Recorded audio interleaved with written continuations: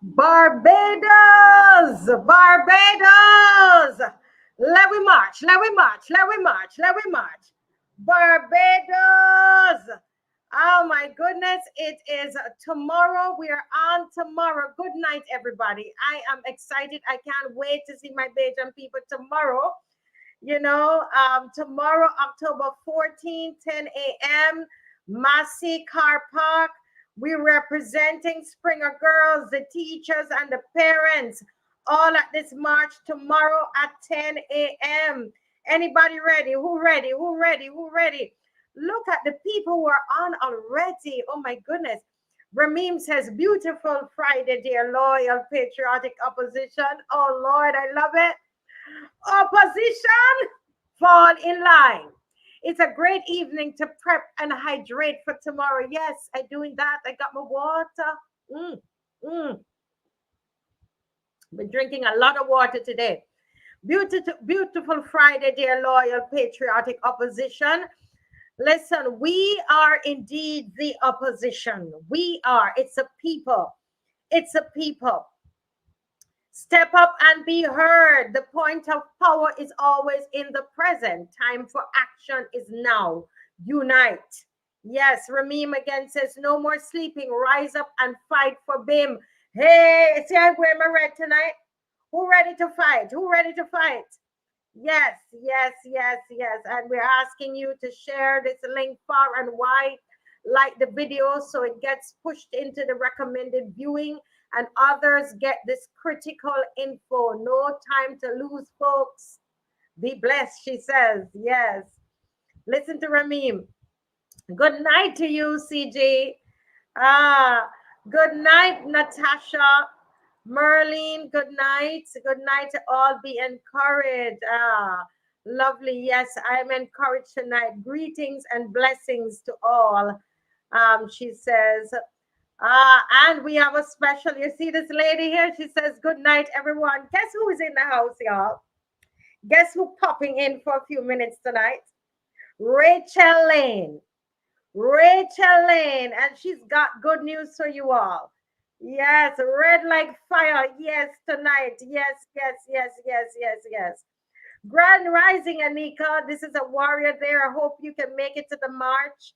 I hope you feel better, Anika. I love your spirit on the march. I hope you can be there. Guys, I hope everybody in Barbados, if you're on this live and you're hearing my voice, you're watching it later tonight, early tomorrow morning, 10 o'clock. 10 o'clock is what we need, where we need to be. 10 o'clock, and this is at Massey Car Park right there in Kensington, right? And yeah, we need to make sure that we are there. Make sure we're there. And let me see. I was trying to see if we have we do have that video. So we're just gonna play a little bit of it now. Let me march, let me march, let me march. Let me march, let me march, let me march. Barbados. Let me march, let me march, let me march.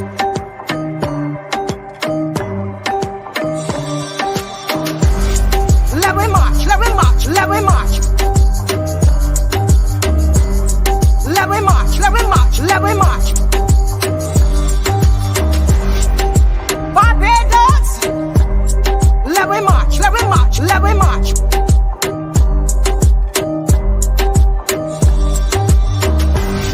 Let me march, let me march, let me march. Let me march, let me march, let me march. Barbados. Let me march, let me march, let me march. Let me march, let me march, let me march. Barbados. Oh my goodness, Barbados. Let we march, let we march, let we march, let we march for justice. And listen, we're not listen, this is our 6th march.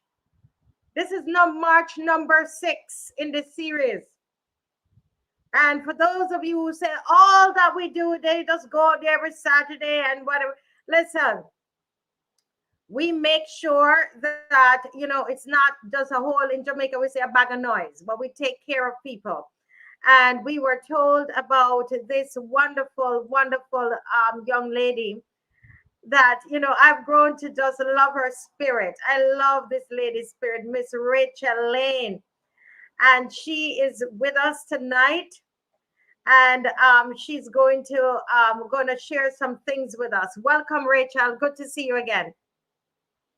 Hi guys, good night to everyone. Thank you for joining the live. I'm here to thank everyone, first of all, for everything that you guys have done for me. That's firstly, I am saying thank you very much. I very, very, very, very much appreciate it. And my children as well.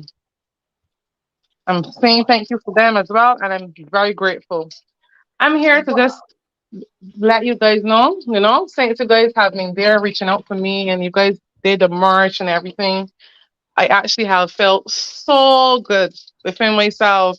It gave me back the motivation to do the right things instead of just staying home and cooping up and feeling sad and down spirited because I can't do a lot. You guys uplift me. And I'm so happy for that. I mean, like, you guys have me. I actually cried this morning because I felt so good knowing that my own people is doing for me. Yes. I feel Yes. happy, very, Yes. very happy. I mean, um, the good news I'm sharing here, if you guys know, is like I have the pillows and everything that I'm starting back to do again, and I am like, this is the pillows here. Um, you can order them online. I also have a little page, and you guys give me back my motivation. I have natural juices as well. I do the masks. I do headbands. I actually do a lot of things with my hands. I'm creative. Can I just say something there, Rachel, just so that people know? Rachel, remember, Rachel is a young woman. At 28 years old, she fell in a well, 30 feet down, and she came on the show, and you guys gave to her, and just the energy that you've given to her and the love. And so Rachel is getting up. She's gonna, she you gave her the funds for her therapy, which she's gonna start probably next week Therapy. Thursday, right? The physiotherapy, probably next week Thursday. And Yeah. she's getting ready to get started, get her business up and going again. I told her that I want one of these pillows. How much for the pillows? How much you selling the pillows for? Let me hear this Well, businesswoman now. they have the children pillows. There are at $10 to Yes, $11. It all depends on the sizes. yes. And I have regular sizes at $13. And the king and the queen, obviously, they are 20. No, I'm like $40 for a pair. Okay, And this would be $20 for one. And the king size pillows is $30 to $40. It all depends on how firm you want them. You can order yes. them, and they make them to suit. Okay, well, I want to order. Listen, guys, I'm ordering a king and a queen. A Yes. king and a queen for $40. And I don't know if there are anybody else on who want to support her. What I love about Rachel is that, when I told her initially, when we said we're gonna come on and ask the people to help with the therapy and so, and I said, Rachel, I know you're not a beggar. And No. that's what I love about her. Rachel, when Rachel told me Rachel had a business, you see, at Ray Online Store. Listen to me. This is serious, This is serious, This is serious. Yes, you I believe am. that? I also had a shop, and it obviously it was turned down because of everything that I've been through with the accident and everything. But you guys gave me back the motivation to do everything back again. So I Yes, yes. actually I'm joy. I'm very joy to Full of be joy. here, and Well, I know that the Lord lead you guys to me as well. cool. So if people want to order, or how do they order pillows? Like I know how to order. I'm ordering my two pillows from you. How do we order? Um, well, you can come on the website that is right there. You can come on the website and inbox me, and I will respond to you as soon as possible. Mm-hmm. You can let me know what sizes you want to get. and how soon you will like them for, and I will work to suit. Wonderful. This is so wonderful. And I want to personally thank the opposition, the people.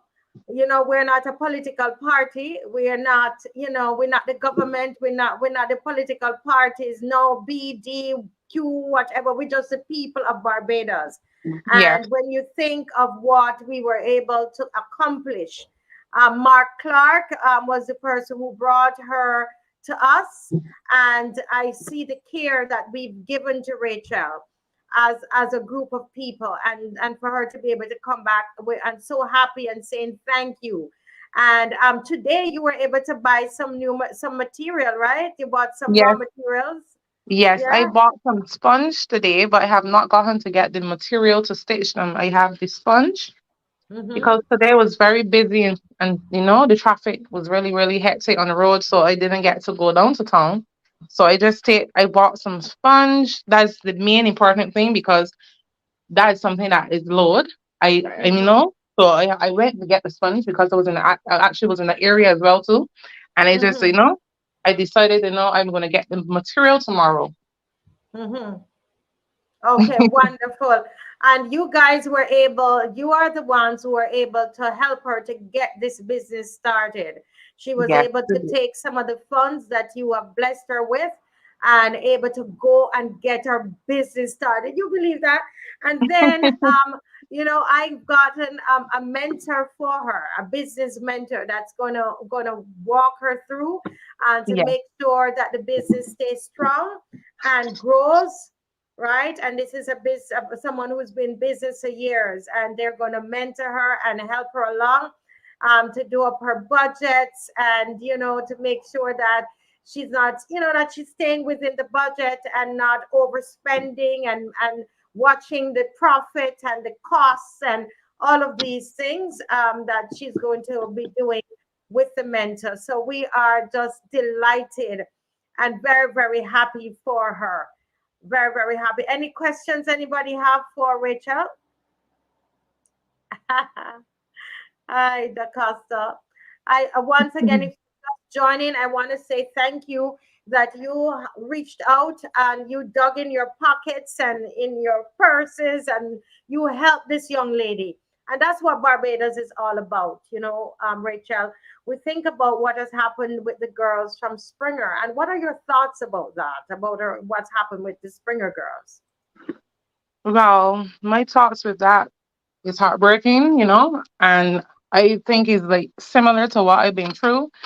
And I know that that would haunt them as well. I know that they need help. They would need help. I mean, it had me very heartbroken. I was crying a lot. From the time I saw the video, I was crying. Speaking about Mm-hmm. it too, I feel very bad about it because it brings back, that that feeling that I would have when I had dropped into the well. I mean, like, I know how they feel, and it's not good. And then for there to just want to sweep it under the mat is not good either. I do not like it. It's not. Mm. And the Lord And does not sleep. mhm. So No, it doesn't. And I'm sure that reminded you of what you went through when with your situation, where the minister was saying, well, you should be okay with that. You at least had a job. This yeah. is the same, Ishmael. What's his name again? Ishmael. I keep forgetting his name. Oh, and my Hinkson. Oh, I'm sorry, Edmund Hickson. And Yeah. they were ready for you to just disappear. Yeah. You know, I was supposed to hush. And I am not hushing because I'm not. I born to speak. The Lord gave me the strength to do everything that I'm doing right now. So I'm not going to back down now. It is yes. enough. Enough is enough. And Enough what is do you enough. say to the those parents who feel so afraid to speak out? I spoke to parents today who are so timid to speak out. What do you say Well, to parents? I will say to them to do not give up and stay strong like I was, and well, not like what I was. I am, and Amen. Wow. You continue. see, I love her spirit. She says, stay strong like how I am. This is a woman who has her foot is not fully back yet, fell in a well, and she's up and going again. Reminds me of the story of Joseph, They throw him in a well, and he went back. And I tell her, she's gonna do so well with these pillows. Listen, let's all buy everybody, let's buy some pillows from this girl, right? Let's Somebody buy was some pillows. asking about the website. Where what is the website? I saw Yes, somebody commenting asking that yeah. question. Dave, can you put up the website for her again? Thank you, thank you, thank you. So what we'll do, Rachel, when we're finished, you could just go through the comments, and you can always just respond to people. No Um, problem. I will. yes. Kamar, we want to thank the diaspora, those in the diaspora who sent money via Western Union and MoneyGram for Rachel, and she's on tonight to say thank you to everybody and to let you know that she's getting her business up and going again. Thanks to everybody who was able to donate. And today she went and bought material to start back her business. So Yes, she does indeed. pillows and everything like that, right? Can you give us the Yeah. prices of the pillows again before you go?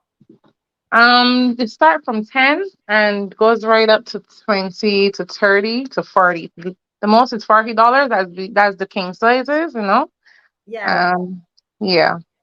Look on So the screen. Look on the screen. Somebody's saying Sharon Bell is saying, I'm willing to design a logo, a flyer, and a flyer for Rachel free of charge. She's going thank to you design very that. much, Saran Bell.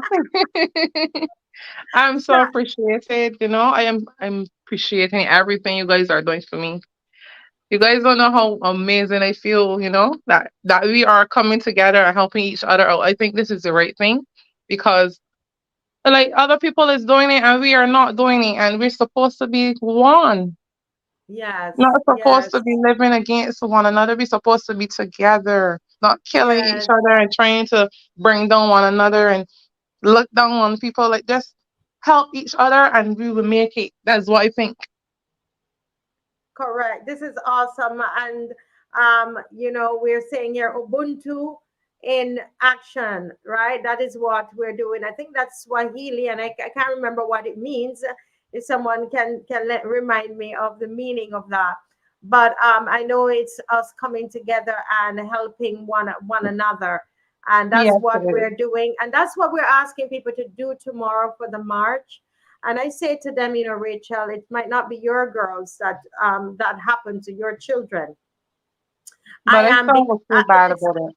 yeah, but we still feel bad about it, and that's why we come. When we come tomorrow, people say, we say, oh, the sun too hot, but you know what? There's somebody's child who could not sleep last night, and we need this government to know we're not going to let you sweep it under the carpet. We are Nope. not going to let you sweep this under the carpet. It's not going to happen, No, right? not Well, children. This is not fair at all. It is not no, because I actually sit down and I thought of it and I said to myself, suppose that was my children, how would I feel? I mean, like I had an accident and then for that to come and happen to my children, that would be I don't know what would happen. Probably take my life. That probably would take my life. Probably catch a yes, heart attack or something. I mean, this isn't fair. It's not right. I mean, it's getting worse and worse and worse, and I don't know. All we yeah, gotta do right now is come together and pray. That's what I think we should do. Come together yes. and do the right things, and don't be frightened to speak out because that is the right way. You have to speak out because if you don't, you're not going to get justice. Not, oh, I love it because you see, it is because you spoke out to. We must give kudos to Maria Bradshaw, I think her name is the Yeah. reporter who took your story and Yes. put it in the newspaper that we could see it. Mark Clark was able to reach out to me, and we were able to get you onto the program. So speaking out is important, and It once people is. speak out, we surround them. So tomorrow we want to surround the persons who are speaking out. There's a little girl. The last thing I'll say, Rachel, before you go, a little girl. Her mom, contacted me about her today, and that she was so scared when this thing happened. The child fainted. Do you understand? She had a blackout, and not just that, but by the next day she hadn't started to see her um her um her period as yet, her menstrual menstruate, that's the right word. And Yeah. and she's just started, it just started because of the stress. Obviously we know that it would come at some point, but it was brought on by stress. So can you imagine how Yeah. much stress was in that little girl's body? That is that's something so traumatic. I mean, honestly, everything I think about it, it just gives me goosebumps, and it makes me feel bad all the time because Yes, I know how exactly how they feel. I mean, I'm very, very sorry to hear that it happened. I wish it was a way that it could never happen, but God is with whoever right now, and I know that He would not let this rest. that's right. Thank you He so would much, not. Rich. Somebody's asking, is there another way to order for those who don't have Instagram?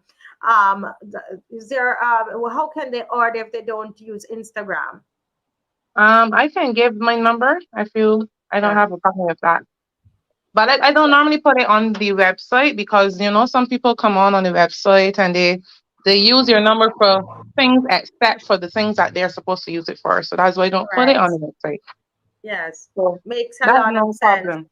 So you can always, so you can call, contact her directly, to order your pillows and your juices and all the other soft finishings that she does. That would be great. Okay. Thank you so much, Rachel, for joining us Thank you tonight. too. And Yes. thank you to everyone, and everyone stay good and let the Lord do this job. Thank you. Amen. All right. Amen.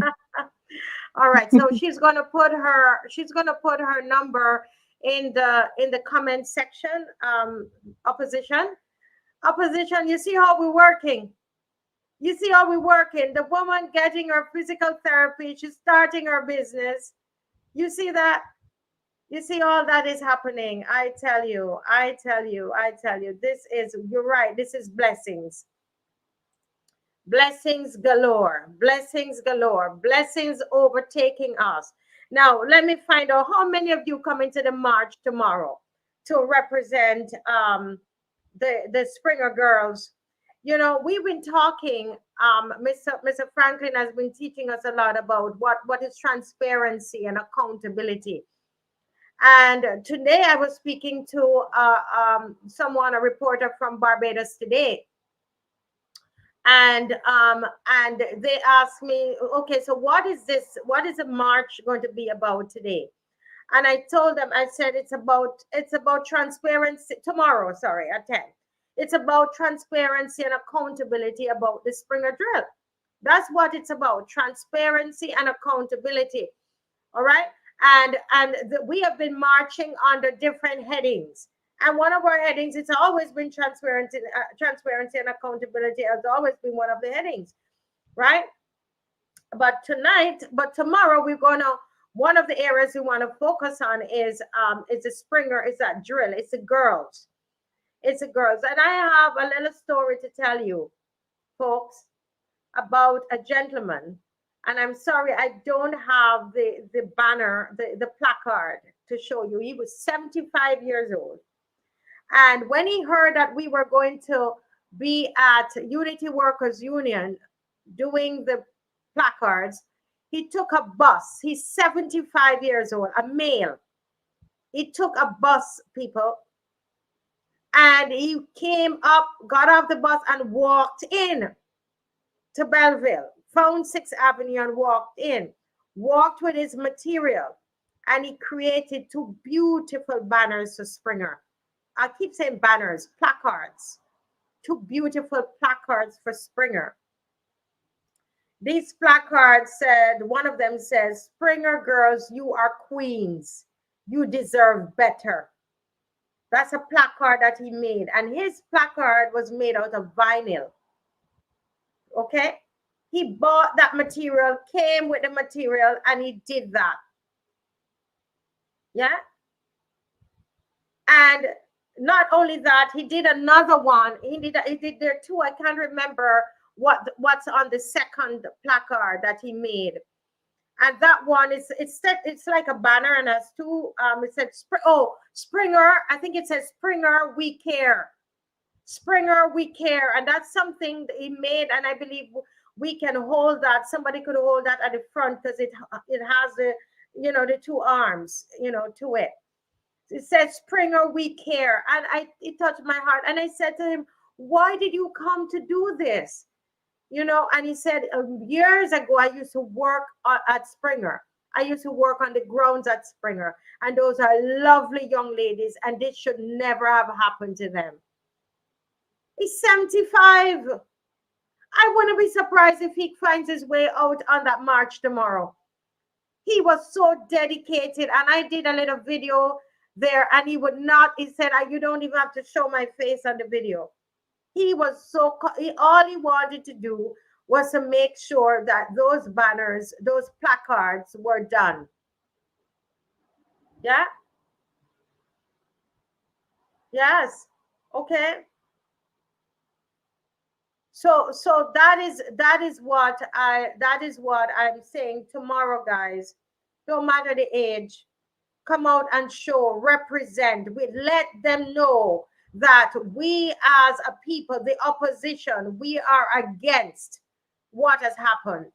We are against what has happened. The same way how we got all, behind Rachel, we're going to get behind these Springer girls.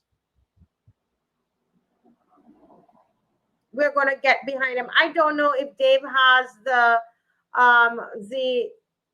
audio of the little girl. If he doesn't have it now, we can play it later, where the mom is telling us that the child is screaming in her sleep at night. Right? The child is screaming in her sleep at night, can't sleep, obviously. Right? Had an early onset of menstruation. All because of what she went through. Fainted. You know what it is to faint? That out of fear? Oh my God. Yes. I think General is ready. Let's see. He's got hello, good night, sir. Hello, good night. I'm happy to be here again tonight. I just got home actually, but I rushed. And I heard you speaking about the old guy who came. When he saw me, he said, up and on. Oh, he's some common mayor. Oh, that's what somebody here is telling me. What happened to Mr. Caswell? He fell off. I'm Listen, here. that's what. So Natasha C says, and he hails from Waterford University. he said me up and on. So I was very proud. He's a Combamarian. What do you expect? That happen. That is what we do. Now, are you guys hearing Mr. Franklin any louder tonight? Let us know. We're trying. He's gonna get a mic like mine at the end of the month. Oh, they said we can hear Caswell very well. Ah, wonderful. Oh my God, that is awesome. Mr. Franklin, what are your thoughts about the press conference? I was listening to it, and then I started to heave, like I can vomit, so I stopped. I only got as far as I hear that from quite a number of people who said they felt that they wanted to vomit when they were watching the press conference. Why was that? Because it was obviously people trying to cover their tails. Everybody else was trying. They were not. First of all, they were not telling the truth. What they were saying does not make sense with the available facts. It might be their scenarios that they want to paint, and it was also people trying to push each other under the bus to see who the bus will flatten first. But let me tell you, I heard the principal myself. Nobody tell me that the principal said that no children were hurt. That is not true. I heard of a child that got trampled, but if that hurt him, if that trampling didn't hurt him, I don't know what did. You mean somebody got killed? No. But this press conference,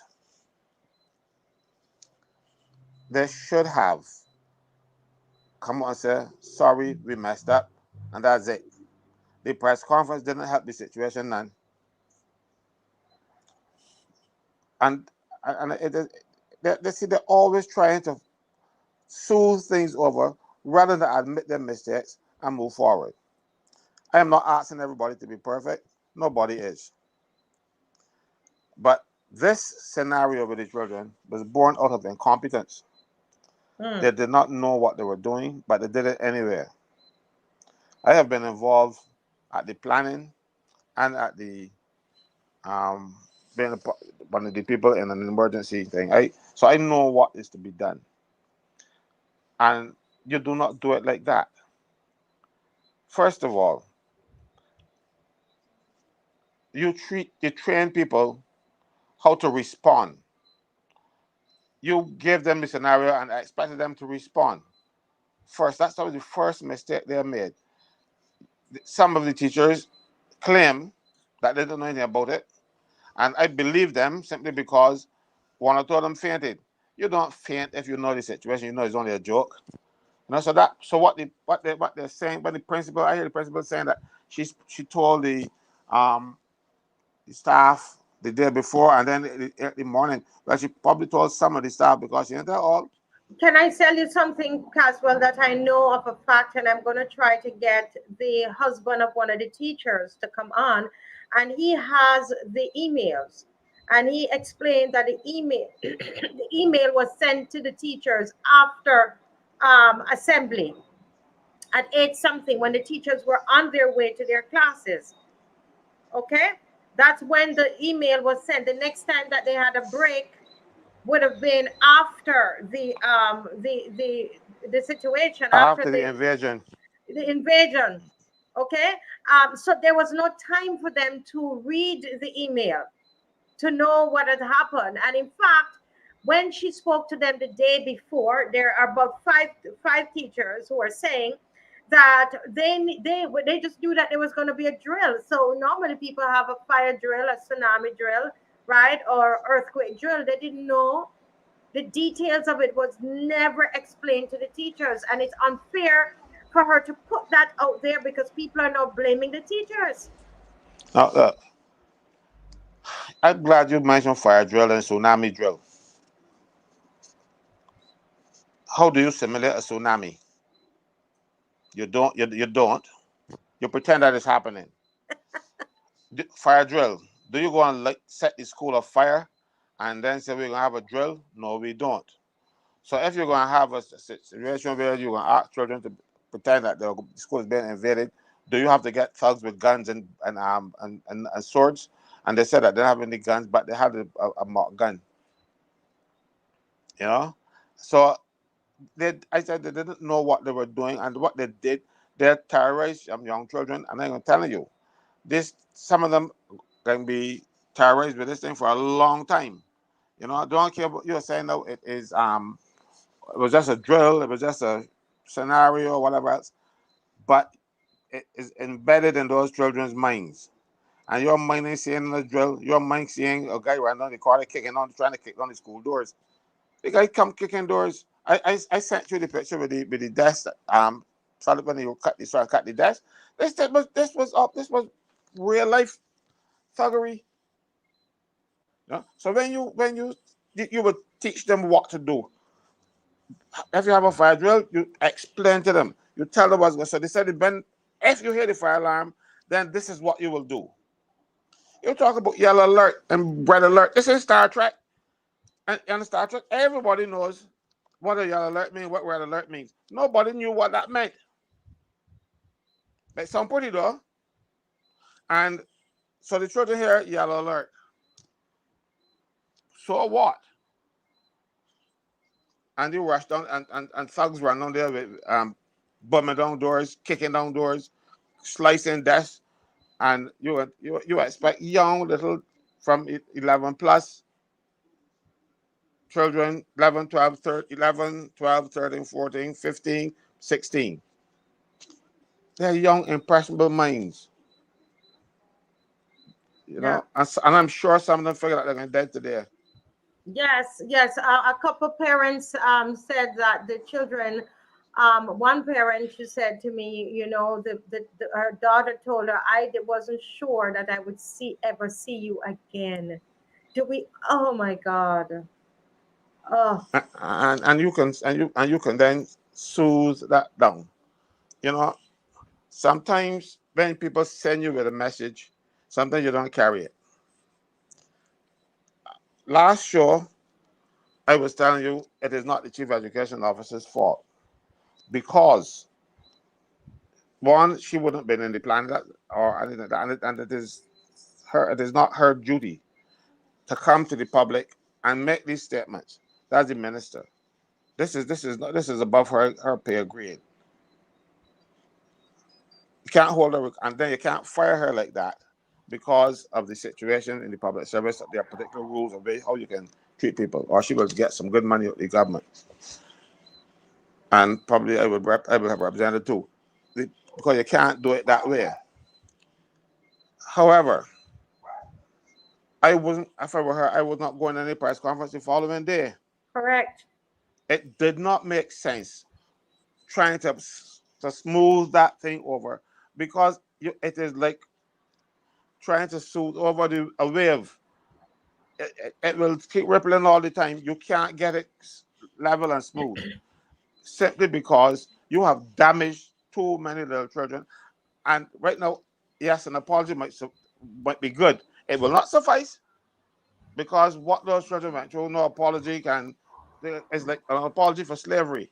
You know what horrors the slaves went through, and then a fella come and say, "Oh, we're sorry." Mm-hmm. That don't mean much. Mm-hmm. But so it is something like that. Those children saw their lives flash in front of them, and you are there now trying to justify it. You cannot justify that behavior. It is not justifiable. Yeah, but Mr. Franklin, we focus on the children, and that's good. But that's important that we do that. But I just want to remind us about the teachers who were blindsided. One parent, a spouse of a teacher I spoke with today. This gentleman, I tell you, he's some husband. He's so protective of his wife, because the woman, her heart rate was so high. Her blood pressure. They had to keep her home. She's no home. She's not well. And her account is that the guys came in and clear off her desk, threw everything off of her desk. She didn't know what it was. She's sitting there teaching. Somebody run in and just take everything off of her desk. She said that she knew that this was the end for her, that she was going to die. And then to come and lie before the general public like that. And you want to tell me that Ramona did not know before she came out that what she was going to say? They didn't sit down and plan it out what she was going to say. And she's claiming she's a scientist and she deals with facts. Why didn't they go and find out what time the email was sent? Why didn't the Ministry of Education do their own investigation? And now their teachers, not just that teacher, there are several teachers home, teachers who arrived at school. I heard about teachers today that arrived at school and to who had to go back home because they just keep crying. And we are to just shut up. We are to disappear. We're not to talk about it anymore. As the Prime Minister said, some people, all they want to do is they oppose everything in the country, they criticize. But listen, Mr. Franklin, if they had an opposition, if we had an opposition in Parliament, we want to hear the end of this. So this is why we have to continue. I know you're looking for something there for us. Yeah, I was looking for a piece of thing that I had planned to give you. Oh yes, here it is. But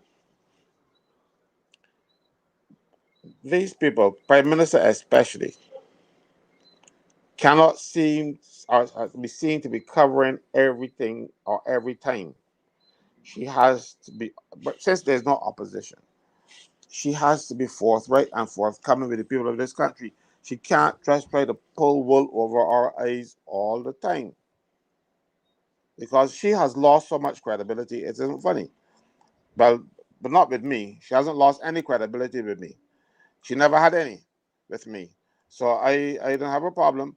But I see people who say, oh man, it's great. Now some of them are coming back and telling me, but you know what you were saying all along? Only this morning.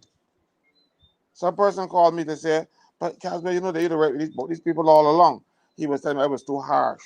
I wasn't too harsh. I was calling it as I saw it. I worked with Yeah. them. I know them. And it's not harsh. They are incompetent. They Mm-hmm. are good at, but they're good at one thing: public relations. Mm-hmm. They can make you feel happy, in hell. But on your way to hell, it is when you get there that's the problem. So they were on their way to hell when they were on the campaign trail and they were jumping up and all kinds of stuff. They were happy and the buses they were ready to go. Now they're in hell and the bus ain't coming back. They see, I keep telling people all the time, there are two skill sets when it comes to campaigning and governing. Two Mm-hmm. different skill sets. You can have a skill set where you can appeal to the masses, make police speeches and stuff, and get the crowd going. That is one skill set. But when you win the government, you have to put down those set of skills and use another set of skills. The other set of Mm-hmm. skills now to govern the country, those skills are lacking. I don't see them in this administration. But they still want to. Every time something goes wrong, they hold a big fact. They have something up in the botanical gardens, or they have something going on. I see they got something in her constituency now. Once everything is jump up, bam, bam, bam. You know, they don't know how to govern. Mm-hmm. Govern is, you see, they never paid attention because they were just there waiting their turn, hoping Oinafa would die. He was taking too long as prime minister, and plotting behind him, and he said so, you know, trying to get him gone so she can take over. She has taken over now, and so what? What has happened? Are we any better for it? Are we? Just answer that question. Is Barbados any better because Mayor Motley now is prime minister? She might be better because she gets a lot of airline mileage and stuff, and she could get frequent flyer miles and all kind of crap. She's better for that. And now she's trying to use this country to even push herself forward or further. The people in the national community, they're not as stupid as she thinks. They're using her to get their agenda pushed with the LGBT and all kind of crap. But when it comes to voting, United Nations, they got some people who have a veto, and she trouble Putin. You already think that Putin, unless you become Secretary General, so they're wasting their time. She gonna go out and bend the knees and beg for them forgiveness. No, I'm telling you though, we need these people to go back to the country. I can assure you, if they went back to the country today or tomorrow, in the next 3 weeks, you gotta go at least 3 weeks, they would not be so lucky if they could hold a majority of the seats. Because every constituency, people are crying out.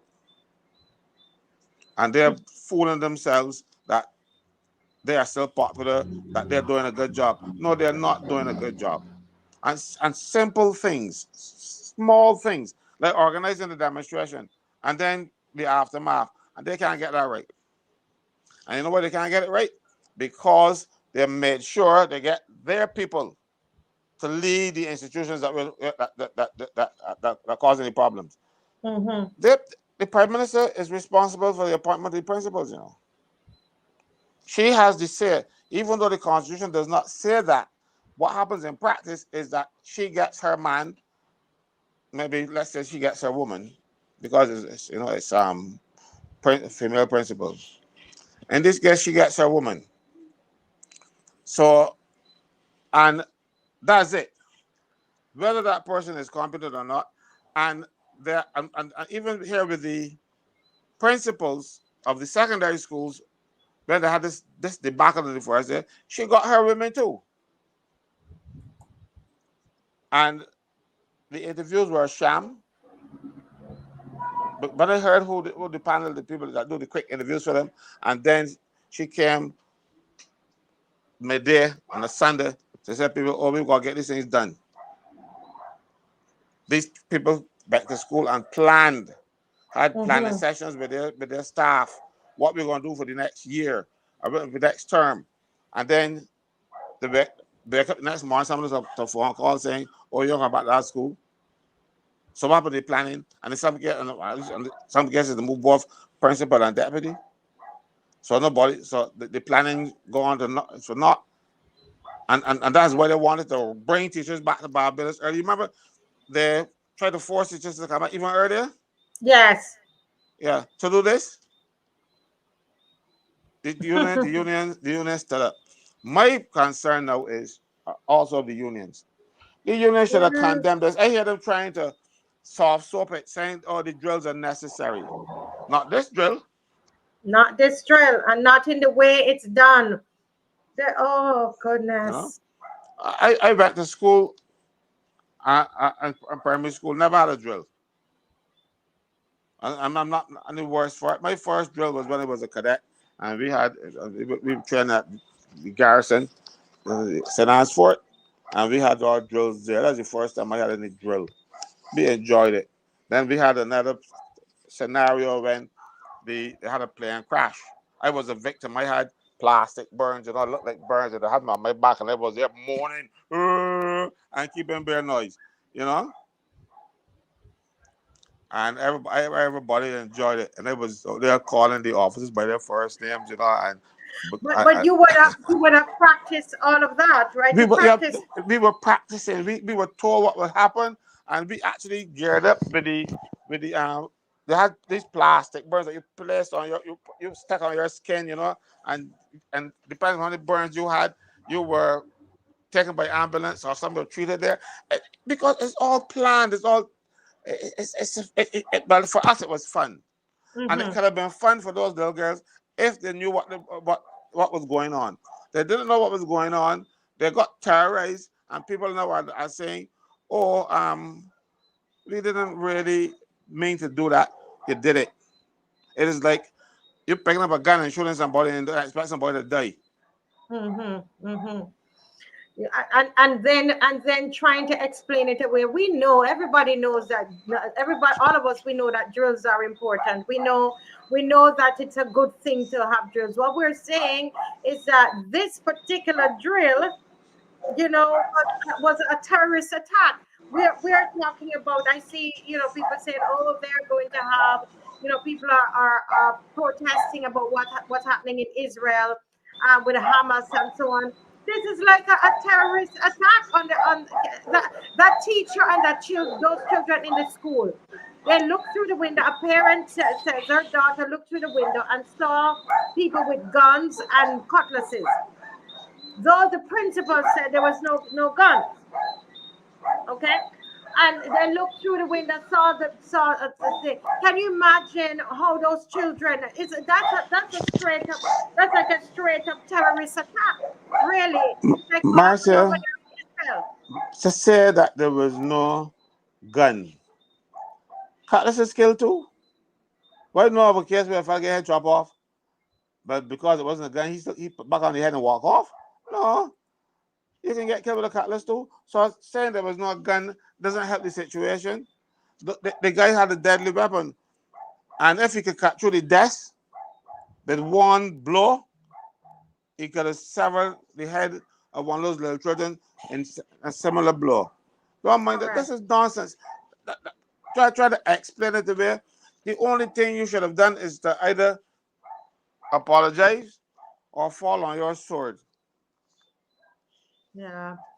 I tell you, but I know what they're trying to do. They want us to forget it. And somebody's asking the question, how do we move forward? What is the solution? And I think, Mr. Franklin, I think the solution, it first starts with truth. I think that I heard someone say that today, and I so agree with her. The first thing that needs to happen is truth. What really happened? What was the cause of it? Who are the people? Do we know who are the people who sat down? We want to know the people in the room. Who are the people who sat down and planned it? Do we know that yet, Mr. Franklin? We do not know that, but I'm going to tell you why we are past truth now. In their case, I can tell you why. Public Service Act, Code of Conduct and Ethics. It says, paragraph 5C, officers shall, C, I'm not going to read A, B, C, not deceive or knowingly mislead ministers, parliament, permanent secretaries, or the public.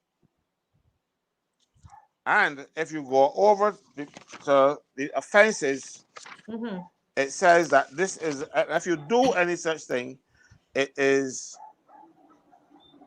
a major offense for which you can lose your job. So going to that press conference in LAYNE is major, right? It's misconduct of a serious nature. That is what the Public Service Act says. That is why we keep telling people all the time the Public Service Act is even too stringent, more stringent than the Integrity of Public Life Bill, because it has teeth, but just that people are not using them. But this act could catch you for lying, mistreating the people at the licensing authority. I hear people talking about that. Those well, they can't, but they're not public servants now, right? But when they were public servants and they had done that, they will be subject to dismissal. It's just that nobody charged them, but defense is here. So now to hear the principal go there and say these things, and the children are contradicting the principal, because I have some messages on my phone where they tell me the children tried to try to calm down a teacher. When it was the other way with the teacher went all nerves and panicky and thing, and the children tried to calm her. Because the poor teacher didn't know, and I see people castigating the teachers on social media. We need to, and that's part of it. And to think that you have unions. These teachers are paying their monies to unions, and the unions can't represent them. We're doing more for those teachers than the unions are doing. Look, watch. Those teachers were there, and their unions were there more to represent the government. And this is happening in most of the other unions now. They are there to make the government look good. That's what these people are doing, you know. And it isn't only the unions. You will see people lambasting us. And I heard a fellow the calling program cursing, what's his name, Ronnie Yearwood. But they are told to do that. They are called, and people say, look, we want you to call in today and to put some. So if you're on the phone, this is what they tell you. If you are on the phone, the other people can't get in. So they put their people in, even if they put them to talk nonsense. That is what they do. I know, because when I was there, they tried to do it to me. And when they asked me to do it, I'm not going to call the guy's name, but he said, but Caswell, you're always on the calling program and you make some good points and things, but we can give you information and you can go on the program and you can. I said, listen to me. I'm talking about a minister of government at the time. And I said to him, I will never be passionate about what you are passionate about. I call and I talk about things that I'm passionate about. So we will never be passionate about the same things. So you can't get me to do that. They used to do it to the fellow Linton, the blind guy. And when he, after, as his reward, they made him a senator. My job would have been a senator a long time ago had I done it. But I refused to do it because I can't feign anger and righteous indignation because it's somebody else's. And that's what they get people to do. So just when you hear them, just ignore them. I do. Because I see things, but mind you, I have the experience. I know what they tell people to do. I know they call up people and they tell them, we want you calling today and we want you to say these things. So when the people call, and sometimes if you listen to them and the moderator try to question, they cannot answer back because what they are throwing out there, they can't come back with because people that they didn't get the answers. I didn't know what the answer would be. They just got it to talk. But the thing is to occupy the radio waves to stop people who really got a criticism to make to get in. That is the scenario. That is what the Barbados Labour Party does. So you will not get the feeling of the public because the people don't get a chance because they can't. They're calling. They're calling and they occupy the waves. I have to laugh at this one. Listen, he said Cam Redmond lost her fire a long time ago. She and Tony Les are the same thing, not Tony Moore, Tony Les. I disagree with him. I went to school with Mary Redmond. She didn't have any fire then. She can handle the loss. She was not. She was So never any fire. how was she so fiery during the DLP government? Every day I used to be so sometimes tired of that woman. But at the same time, you say she's standing up for the teachers and so on. And look at a clear-cut case where the principal is lying on the teachers, right? And she's there in support of the government. She's drills are important. Drills are what? Her fire was never any real fire. That was Patrick Frost's fire, and they wanted, the only union that got a white person leading those, so they want to keep a white person up front. That's all. Keep them credible. She ain't really got no fire in her. Trust me. She ain't lost nothing. She never had it. Never had it. She might have been controlled. So when you it is mock. When you are out there feigning anger and that kind of stuff is mock. Yeah. You're doing it because you got an agenda. Like the same Mayor Motley when she was out there paying, so she cared about something when she was in opposition. The same things that she complained about, she ain't doing now. So it was never something that was real with her. It was mock. Right. It was as genuine as any $3 bill you have in your wallet there, Margin. Someone is saying if criminal charges are brought against the actors in the event, that would change the whole scenario. The thing is, though, these people are not listening. They're not listening. They refuse to tell us who these actors are. They have not to have. They told the people who the actors are. Marcia, tell them come to our public meetings. Tell them come and listen to this show because if criminal charges are brought, who will bring them? You remember I told you had a situation where you have senior policemen who sued the government because over some promotion debacle that they had. And they went to the High Court. The High Court said no, nothing that you got no case. And they went to the Court of Appeal. The Court of Appeal turned them down as well. Then they went to the Caribbean Court of Justice.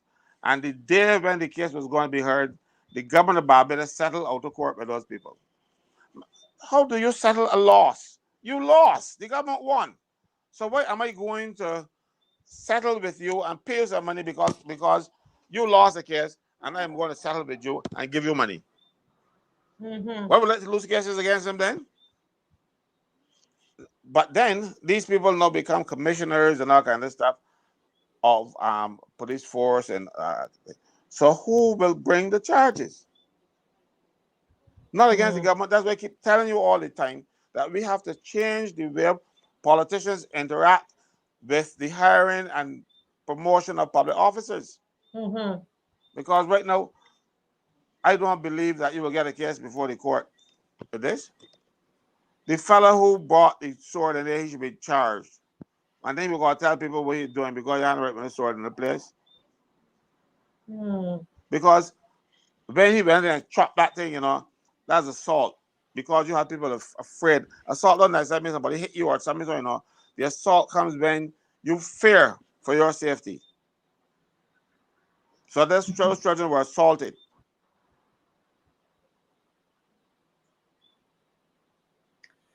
Someone here saying that there were no guns. I can only go by what the children were there. We were not there.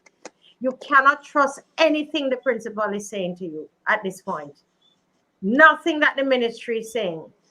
We have to trust the children told their parents they saw guns. But even if they didn't see a gun, all right, a sword is still a deadly weapon. So I'm not going to argue that point with them. They brought people with deadly weapons into the school.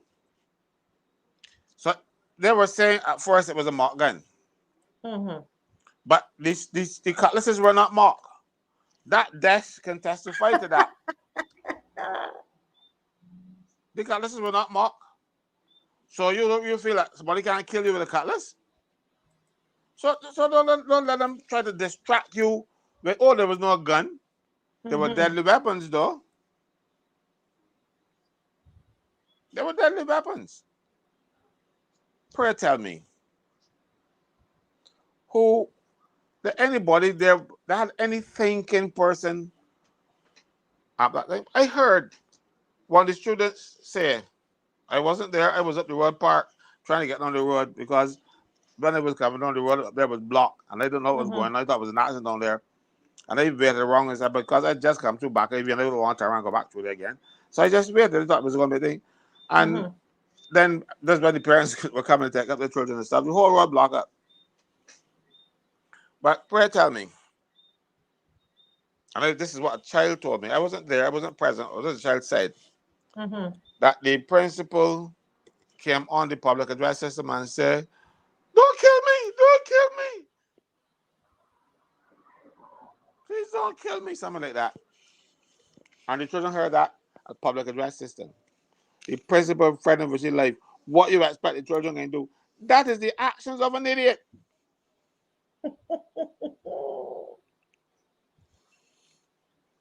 You can't really be serious. You have, I don't know how many girls I have, a few hundred girls up there, and you're going to shout out, don't kill me. That is like going to a theater and shouting fire in the middle of the show. And then when you finish that show, and when there's no fire, you shout fire, and somebody, and then you look down there when they turn on the lights, somebody's on the ground dead because they got trampled. That could have happened. That place has a second floor. People were upstairs, but were upstairs. You're lucky they may jump over the balcony.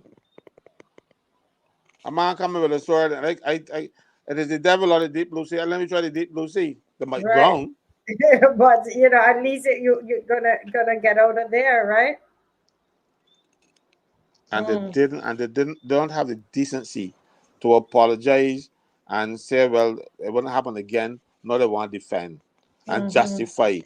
And the union leader who's to be representing the teachers. And they should care enough because May Redmond is a parent, her son is a full man, no, but these people that they are parents too, because it happened at their school with their children. Yeah. Somebody's asking if the children had snippets of what happened. Listen, they were so blindsided. Those children, what did I don't even know if they knew where their phone was.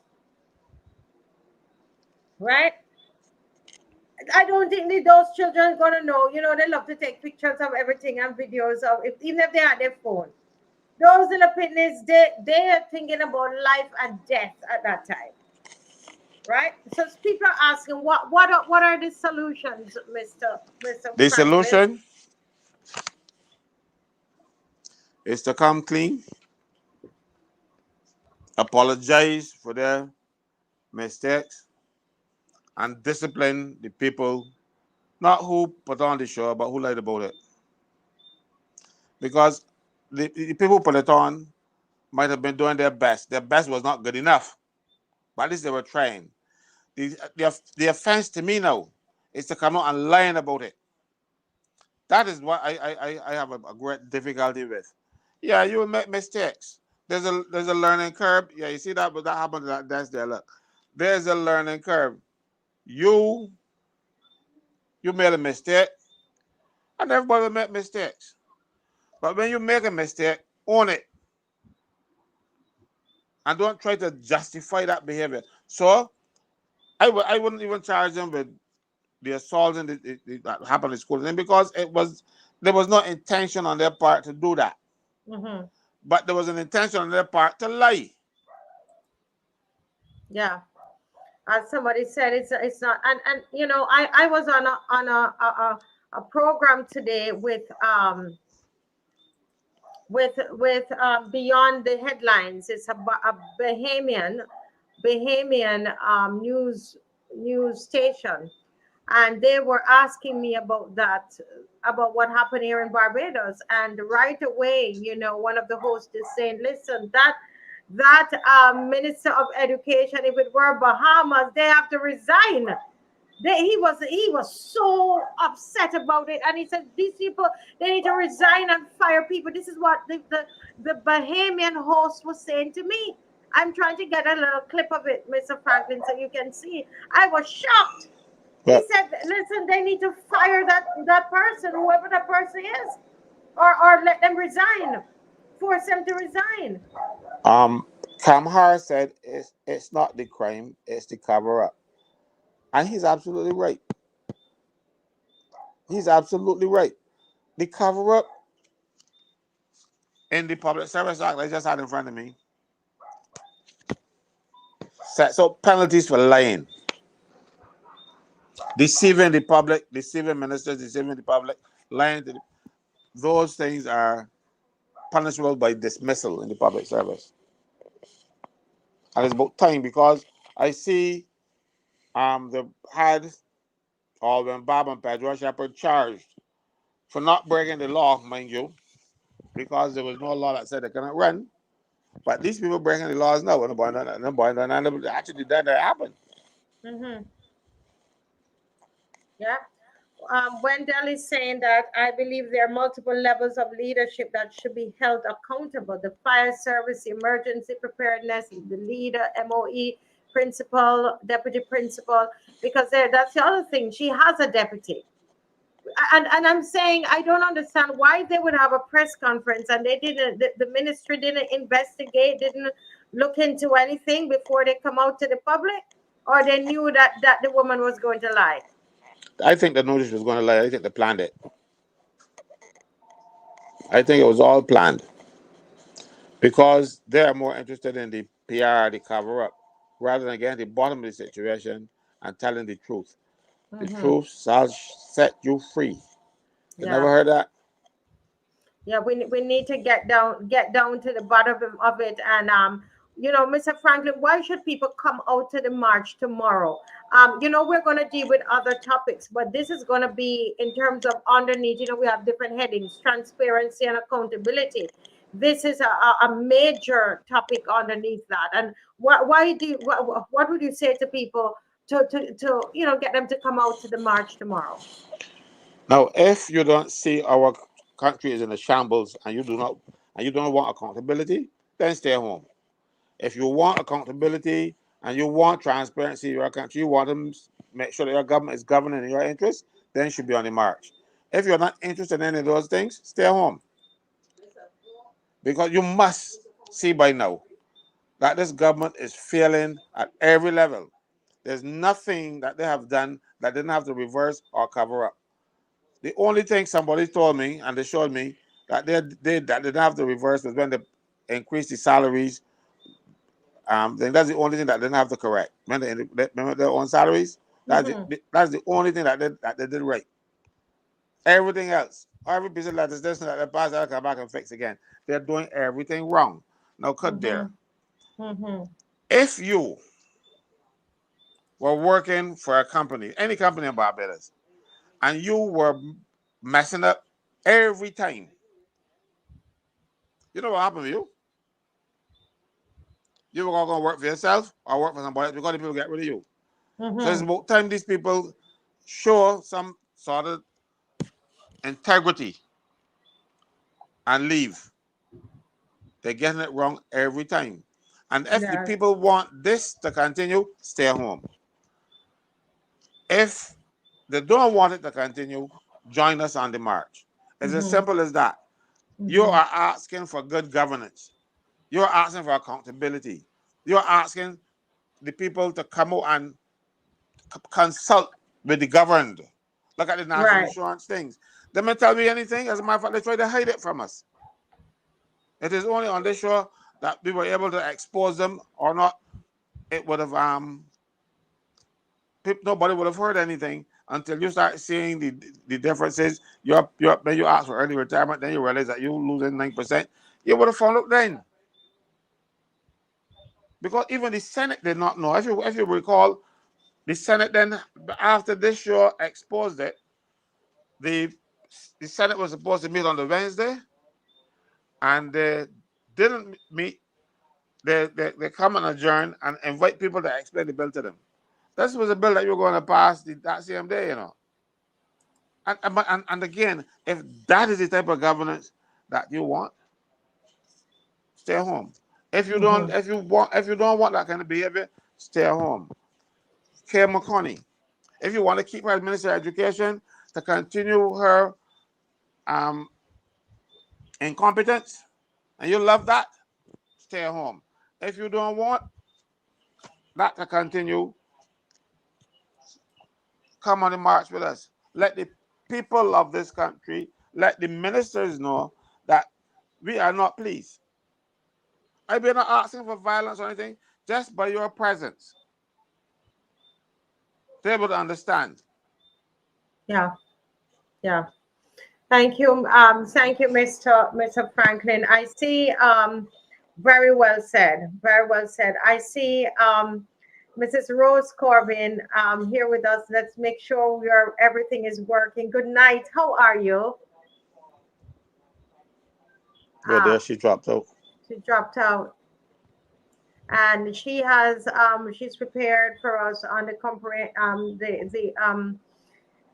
education reform. And so we're dealing with education tonight. Somebody here saying the principal should be a politician. No, she Listen. wouldn't be a good politician either. Because a politician know when to lay low. You know? She know she up there, so letting people to no. First of all, she should not be on any press conference saying anything. That's for her seniors. Mhm. Yeah, but today, came a Connie. I heard when they were doing this family, because they come with this one family. Oh Lordy. They come with this new thing. It's always gimmicks. And she was talking there about the changing of, making sure that we have guidelines for drills and all of that. And I'm saying, where was she all this time? But let's welcome back Mrs. Corbin. Welcome, welcome. We just dropped out Thank on her. you. Hi, Rose. Good night. Hi, Caswell. How are you? Oh, I'm good. Tired but good. Uh, for someone who is tired, you don't look so. Oh, I keep telling you that I need to find out what vitamins you take and what special supplements you take to give you this energy and keeping you looking so energized. happy home. That's the first vitamin that you must take. A happy home. You know, there are three of us here, and we all love each other. My wife loves me, I love her, and we got snow. Ah, that's so sweet. I'm going to tell Philip, my husband, about that one. How many doses do you take per day, Mr. Cadswell? Happy home. It's a continuous project you're doing. Take a dose. You keep you going on and on and on and on with it. Yes, You know, that's and so good. you, I you hope don't you all don't you the don't listeners quarrel. who are here It's with like us hearing that. I don't like, for instance, I don't try to stay out with the boys because I got good company home.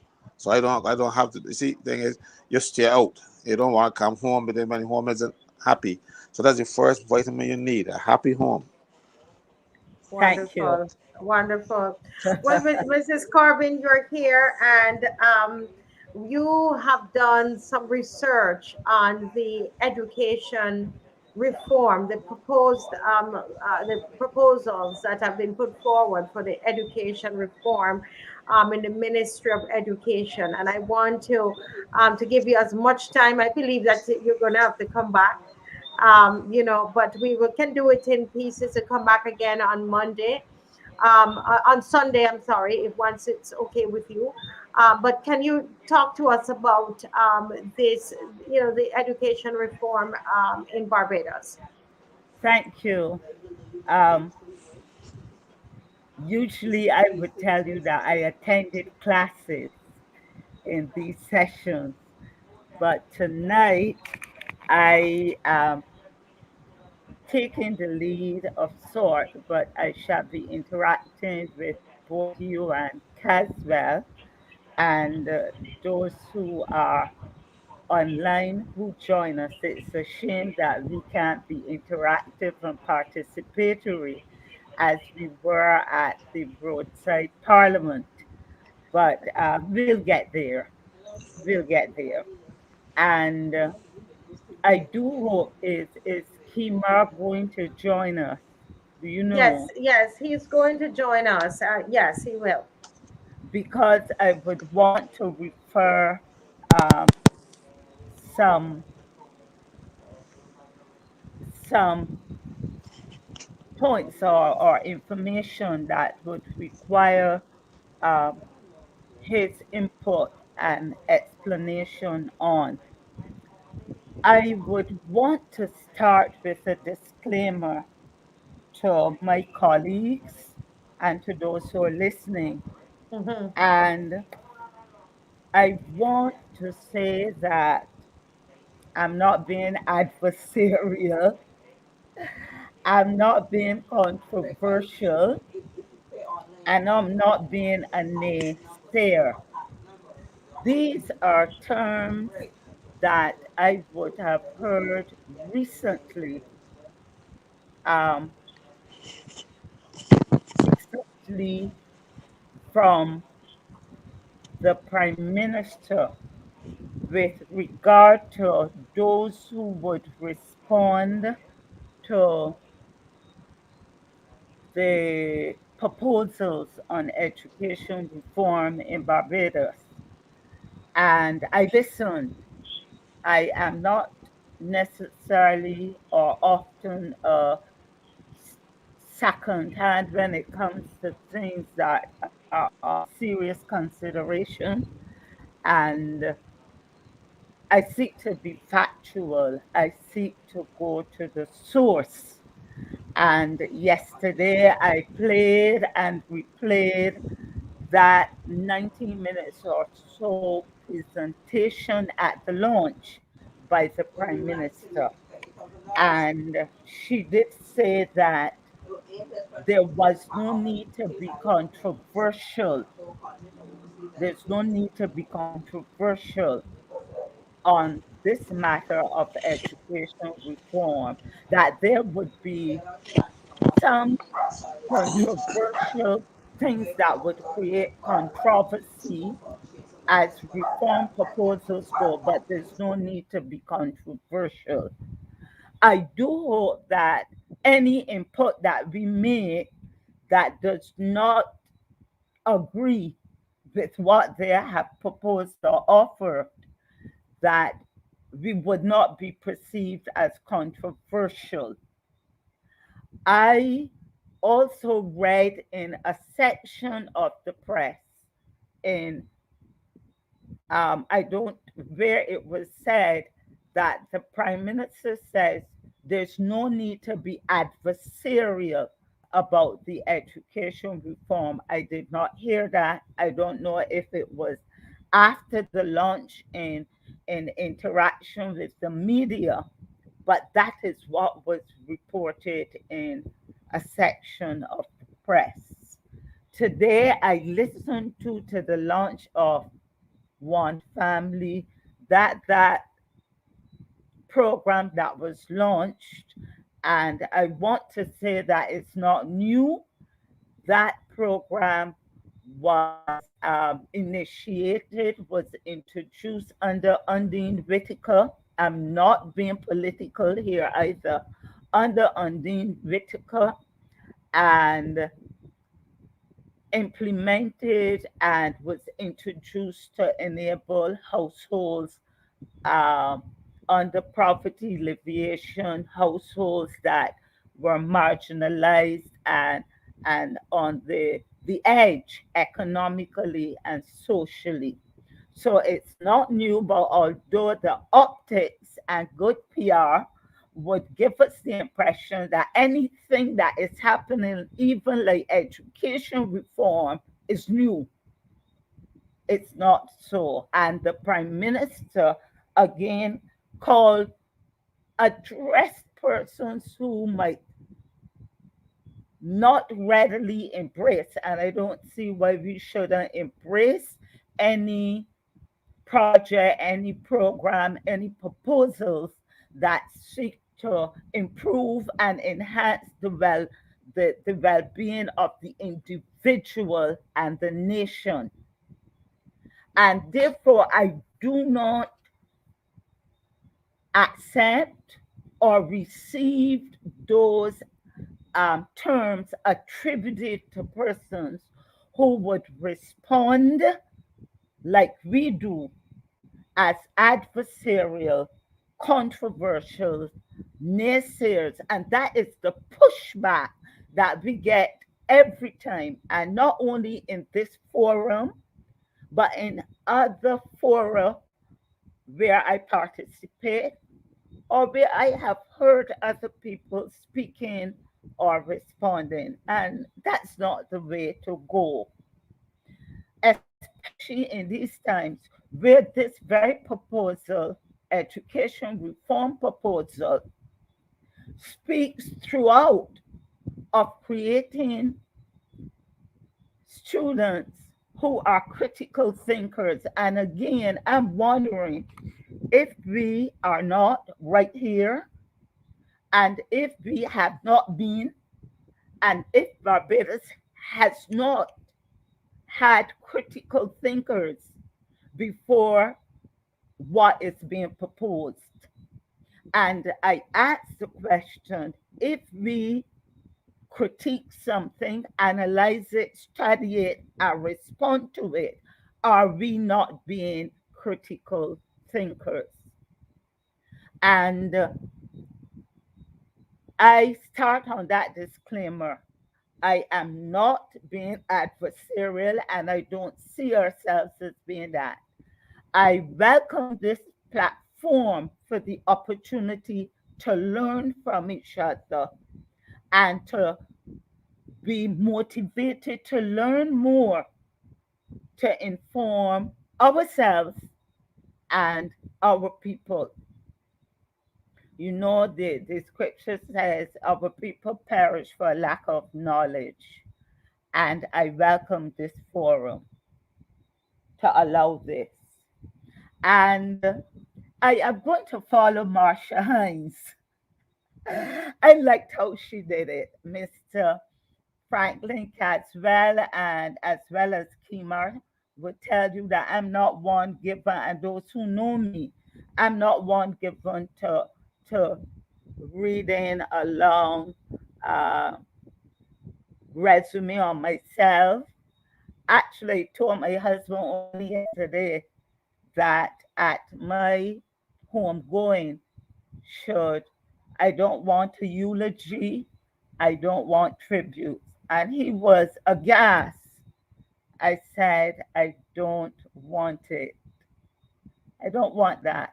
I just want to know that I live by principle of Michael, to show justice, to walk humbly, and to show mercy. That's what I want to do, and that's why I'm here, Marcia. But I'm going to follow Marsha. And a friend told me, look, Rosie, I want you to tell them if you are capable and if you are suited for this task of speaking on education reform. And I want to start by saying I am here, and I am here because of my passion as an educator. That's been my life. I'm here because of the pride I take in helping others to learn and creating and enabling learning. I'm here because of professionalism. I'm a professional when it comes to education and things educational. I don't shortchange. If I were to go into under a tree, I would go with the same level of preparation as I seek to do here, I've thought to do here. I am a practitioner when it comes to teaching and learning. I'm not just on the side of theory. And these four things pull me to when it comes to speak on things related to education. I started teaching in 1974 at the St. Jude's Primary School in St. George. And I am going, Marcia, if you permit me to speak to certain things as I go along that are found in education, the proposals. We are hearing of introducing specialist teachers. And a question I have here on the paper in my notes is education reform. Do pardon me, audience, if you see me turn my head, but I'm looking at my notes. And a question I pose is reforming education new? And Caswell will tell you it's not a recent thing. And we are hearing that they are looking at having specialist teachers in primary school. In 1974, when I started teaching, I was sent to St. Jude's Primary School to specialize as a social study and English teacher. 1974. And that school was one of the schools earmarked. Uh, uh, um, I can't remember the word, not a sample, but a school, one of the schools earmarked to look at having specialist teachers in the primary school system. This is not a new thing. It does not only happen at secondary schools, but I went on to teach at Ebenezer and Belmont primary schools. And in those schools, the best teachers, the teachers who were very skilled at teaching certain subjects, were sent to certain classes to teach that subject. So having specialist teachers in primary school is not new. It has happened, as I said, as early as I started teaching in 1974. I started teaching in 1974, attended Urgeston College with some of the contemporaries now, some of the movers and shakers. I went to Urgeston in 78 to 1980, and a year behind the now director, who was a former deputy education officer, Dr. Ida Mae Denny. I was a year behind her. So you could see how close I was to the kind of teaching she too was exposed to at that teacher training institution. I subsequently went on, making it brief, I subsequently went on to do my master's in education, specializing in the teaching of reading, adult literacy, functional literacy within communities with the adult population, adult education. I also have a postgrad diploma from the same University of Manchester in the postgraduate graduate studies in education, where I specialized again in the teaching of reading, the sociology of education, the psychology of education, sociolinguistics, and psycholinguistics. And my teaching career has taken me from teaching early childhood, special education. I had secondary school at a stint at the same Springer Memorial School, so that's close to my heart, where I was brought in 1991 to teach girls who they found were giving trouble of sorts and needed help with their reading. I was chosen for that time and for that area. I have also done a stint of teaching training at Urgeston College.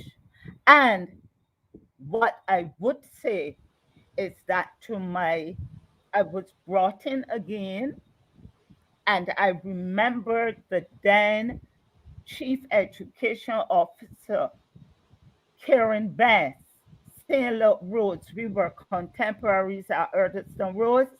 This was the problem. You know that Urgeston College was the place for teacher training in the Caribbean.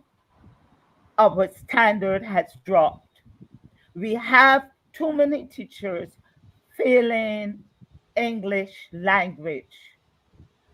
Could you turn this around for us? The year that the term, I did it in one term.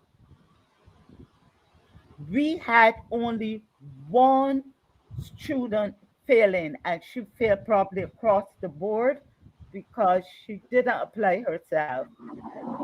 And I worked with students who had failed English language and so could not get their associate degree. And they came to me crying. I had to do counseling first before I could teach them. So you're saying that you were from in the 70s, or from very early, you were doing there were specialist teachers, so it's nothing new.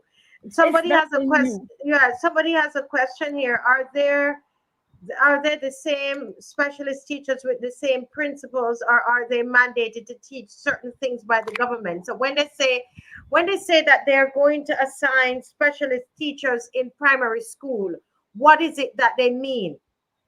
I do believe that it's not clear. And these are some things that we have to look at. I do know that they're talking about specialist teachers in special education, particularly to work with slow learners. I believe they need specialist teachers to teach foreign languages. I believe they need specialist teachers to teach all coding.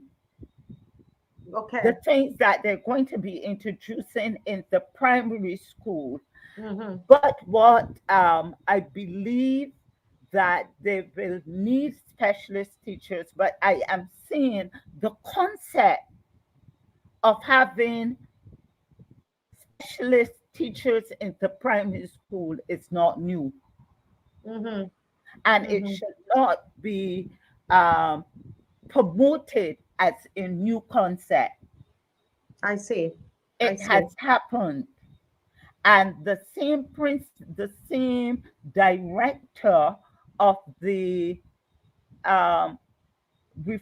education reform, she was an education officer in the 80s,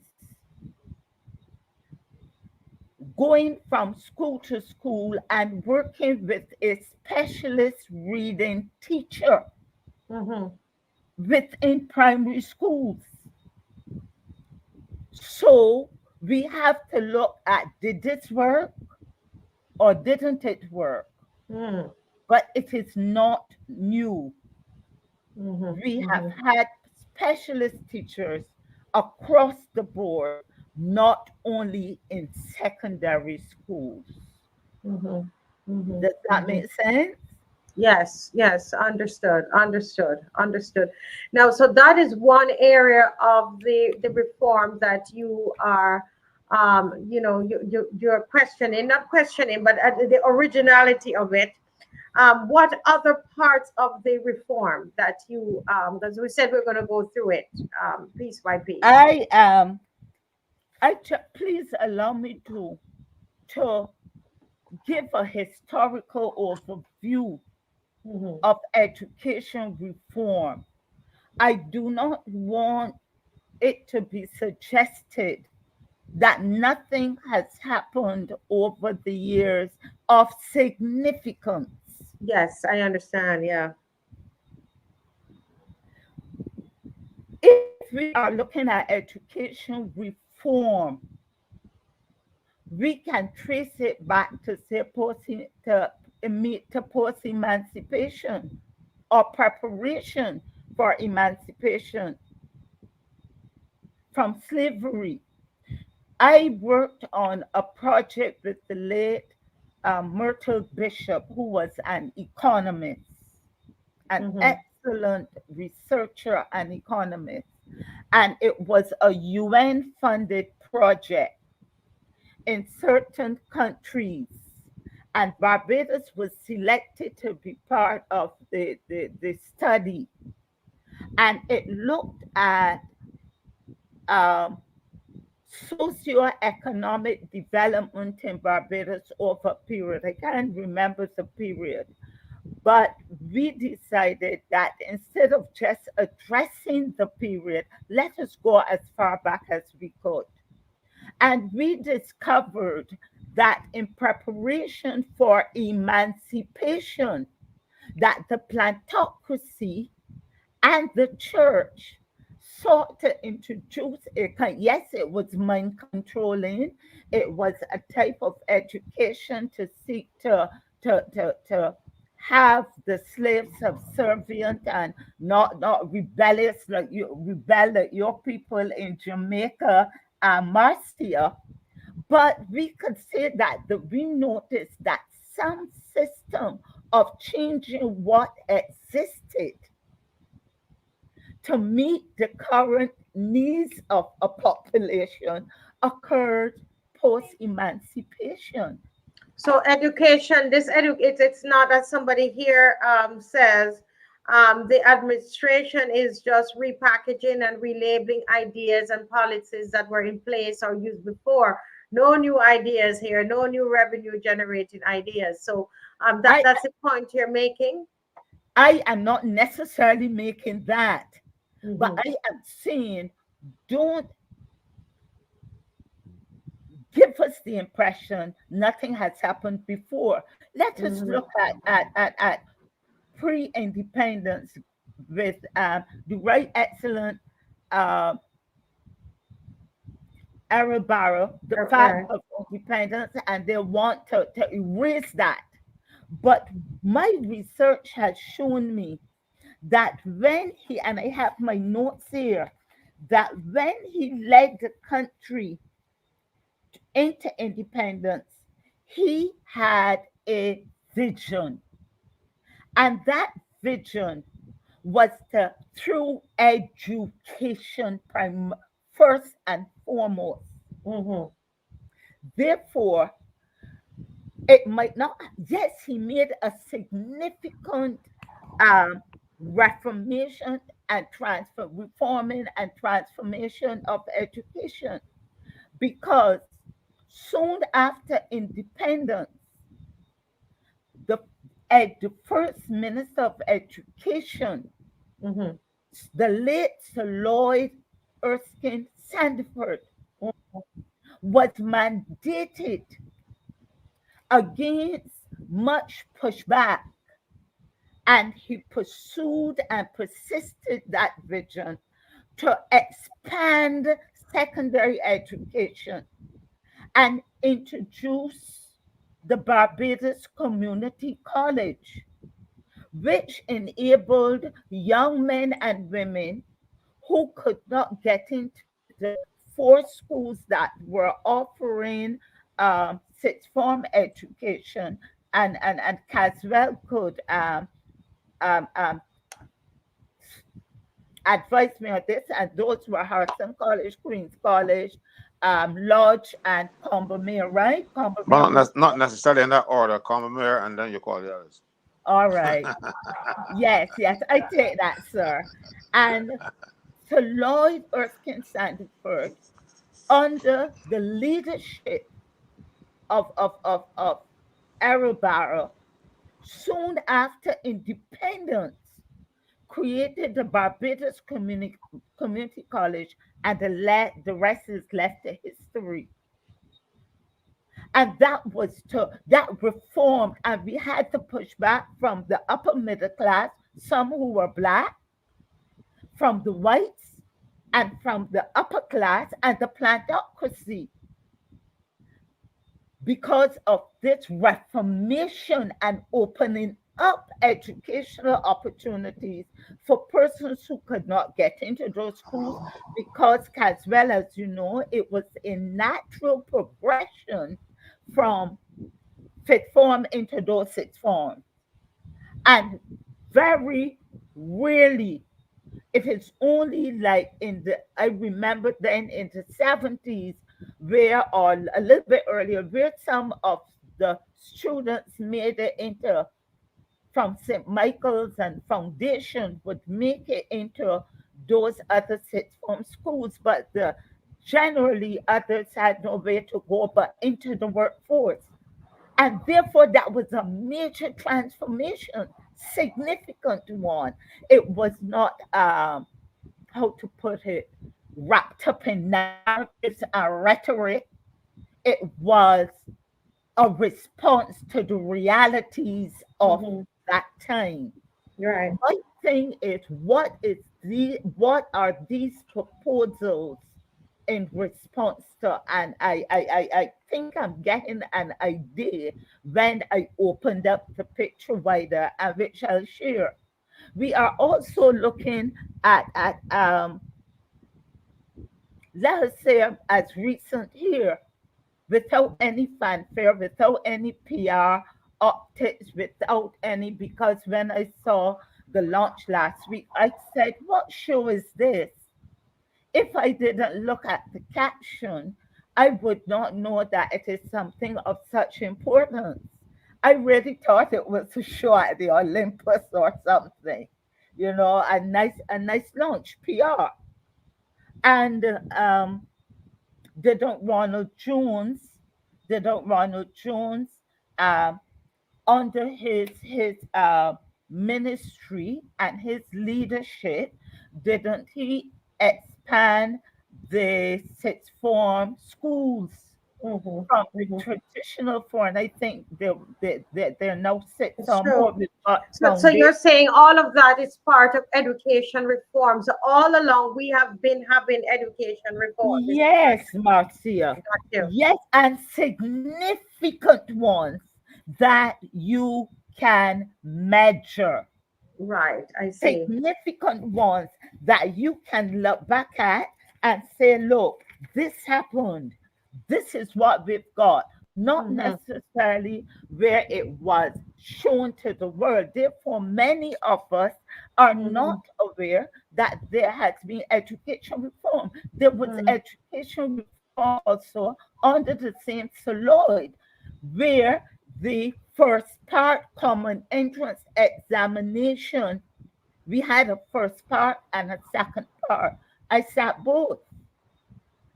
For me, it's historical, the first part. When I listen to Kim McConney, and I'm coming to the minister, when I listen to Kim McConney in her impassionate speech at the launch, and when she spoke of being a lucky one and having to come out of the hospital to sit that common entrance exam, my exam was scheduled in I'm forgetting the date now, the Friday, February 1966. a Mm-hmm. year after independence, not a full year. And I was going home from school the Thursday evening, and my godmother stopped me in the road and she said, Rosie, you heard the news? Your father died. My father died suddenly the Thursday before I sat that first part exam. And I was told by a very practical grandmother. My mother was in England. Your father died, your mother in England, trying hard, trying to go and take that exam and passed it. And I passed that exam with flying colors. And then went on a couple months later to sit the second part at St. Michael's at foundation school at age 10. And I entered St. Michael. I was 10 in the June. I entered prep at St. Michael's Law First in the September of 1967. I was able to do that because education reform came before then when Errol Barrow made secondary education free for all, not through Caswell.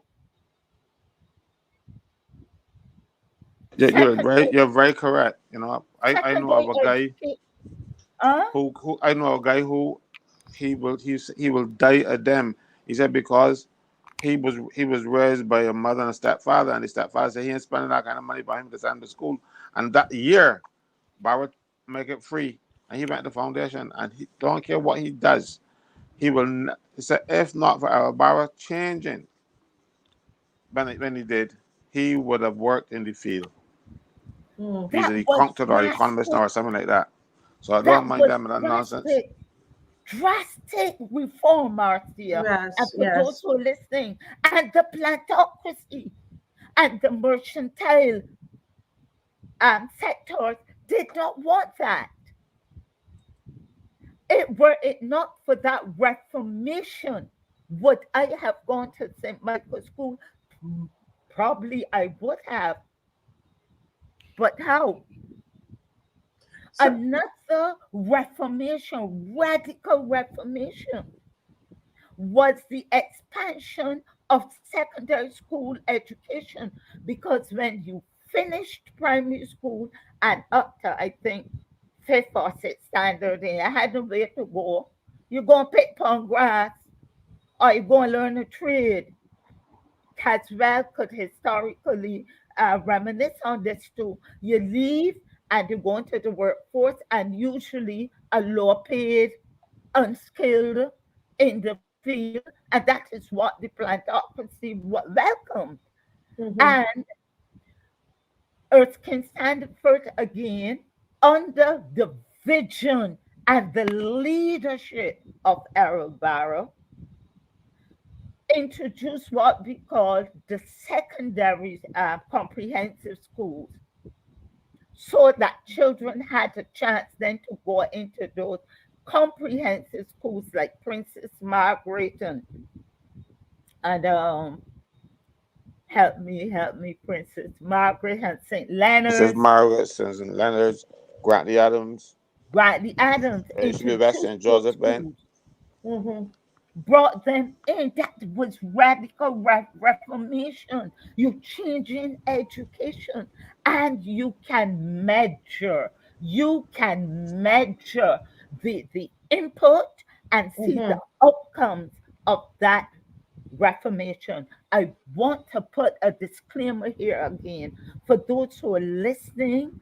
I want to say that I welcome any kind of socioeconomic, educational, personal, whatever kind of opportunities there are for change that are well thought through, that represent and reflect persons' realities, and that seek to bring about measurable change, and change that will stand the test of time and not abandoned by whatever political, and that there is succession planning for continuity, that it's sustainable. Succession. Mhm. That So you let me follow ask me? you a question, because I'm here writing. Uh, I'm here writing, and so my understanding from what I'm hearing from you is that Errol Barrow made it, kind of gave everybody a level playing field, and especially for black children, and those who are at the lower end, in terms of working class people, that they would be able to get an education. Like everybody else, and then you had Lord Erskine Sandiford. He came in, carried on that vision. He was the first minister of education, and he expanded secondary school. And all that time, we're talking about education reform, right? And so after him, what can you tell us? Is there anything that Tom Adams did in terms of education reform? Oh yes, I am just picking out some key Hmm. ones that shook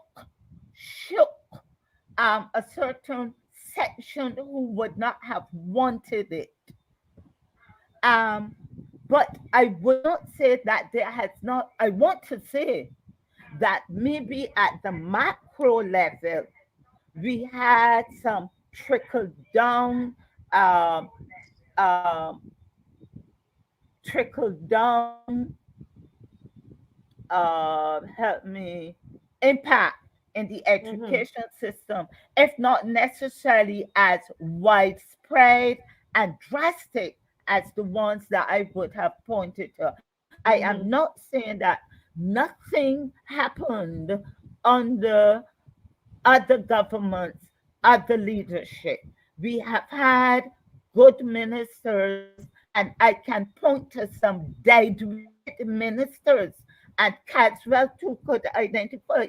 We have had some that's I don't know to Marcia if it was because of the persons who made up the cabinet at that time, so close after independence, Hmm. that they were driven Yes, I to, could to, to, understand. to change the status quo. Therefore, we had Sir Frederick Smith, who came in, and he was a very. I have not had chance to look. I started to look at all the ministers of education, and believe you me, I searched for some, as little or not scarce mention was made of them. Hmm. Hmm. I am talking to, and I am not going to be silent on this one. And Caswell know that in another setting, I would always mount the podium or the platform, and I said, until they came for me, I did not speak out. I am speaking out. I am like there in the Bible, and I circled it with Daniel.